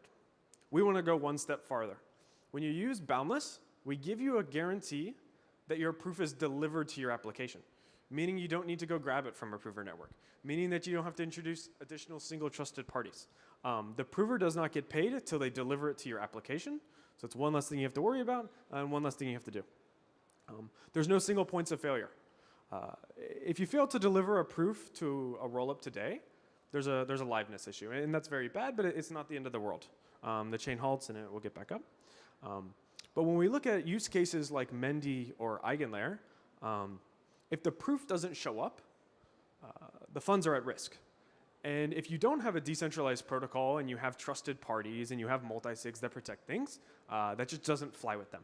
So from day one, once Boundless goes to mainnet, it'll be fully decentralized. You know, RISC-0 is the main devco right now. If RISC-0 ceases to exist on day 2, the protocol will continue on. Additionally, with the market, we're going to make sure you get the best price. We use the best on-chain price discovery mechanism. We just use a reverse Dutch to make sure that you're getting the best price from the prover. Additionally, you can have the best latency. We can make sure that a well-formed request is accepted in the next block. So if you're using a fast blockchain, that can be, you know, as fast as 200 milliseconds. And additionally, there's no redundant work. Comparing to other ZK systems where they require provers to race, which creates redundant and wasted work, we require people to lock in the request, which drives down the price farther for your application. And lastly is proof sovereignty. We don't require you to come to a new network. We don't require you to come to a new chain. We don't require you to use a new bridge. We can deploy Boundless on your network, allowing ZK applications to deploy, and making sure that you aren't reliant on other blockchains. And lastly is we want to work with the best sophisticated prover set to give you the best quality of service. So we're on testnet right now on Sepolia, and we already have 10 to 15 prover parties that are incredibly sophisticated. They're securing mining billions per year already and producing proofs on our network. Additionally, these parties have experience in bringing accelerated hardware to market. I didn't touch on this before, but currently we just use AWS for proving, and AWS is very expensive. Once we go to mainnet with market, you'll probably see close to a magnitude in reduction in cost because on-prem hardware is that much cheaper.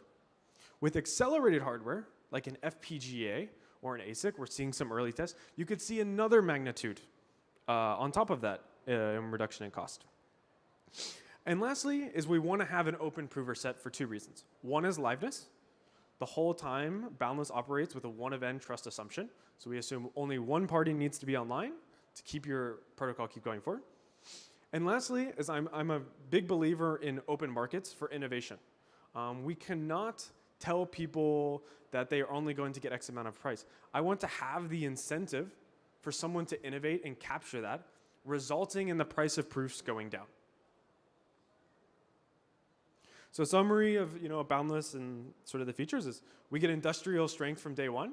We're ready to secure billions once we go live with this. You get the most efficient market to get the cheapest proofs. We have the best price discovery mechanism, and we have the best latency possible. Lastly, is you as a developer don't need to compromise on your virtual machine. It's the best development environment based on your preferences and your use cases. Thank you for listening. I forgot to put one slide, but we're going to go to mainnet with real funds in Q2 this year. So it's not a white paper I'm talking about. It's not some numbers I'm throwing up on a screen. It's real and it's now, and it's ready to be developed on today. So thank you, guys. Thank you, Mr. Avali, for wrapping up our session with such a valuable perspective. Please take a seat as we now move on to the conclusion of our event. As we conclude this remarkable day, please join me in welcoming back Ms. Audrey Tang, founder of DAGKnight, for the closing remarks. Ms. Tang, please. Thank you for having all of you still here.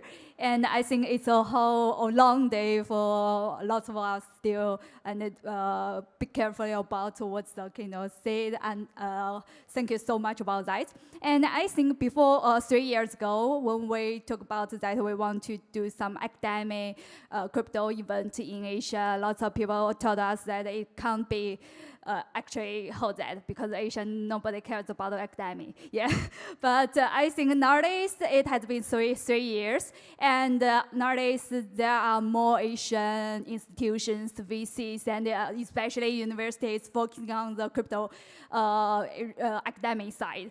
And I think it will. Nowadays, we have a lot of excellent scholars, researchers from top universities, and also lots of excellent researchers from foundations. And I think, nowadays we have begin the, maybe have a difficult time, no matter during the next 3 or 4 days, 4 years. But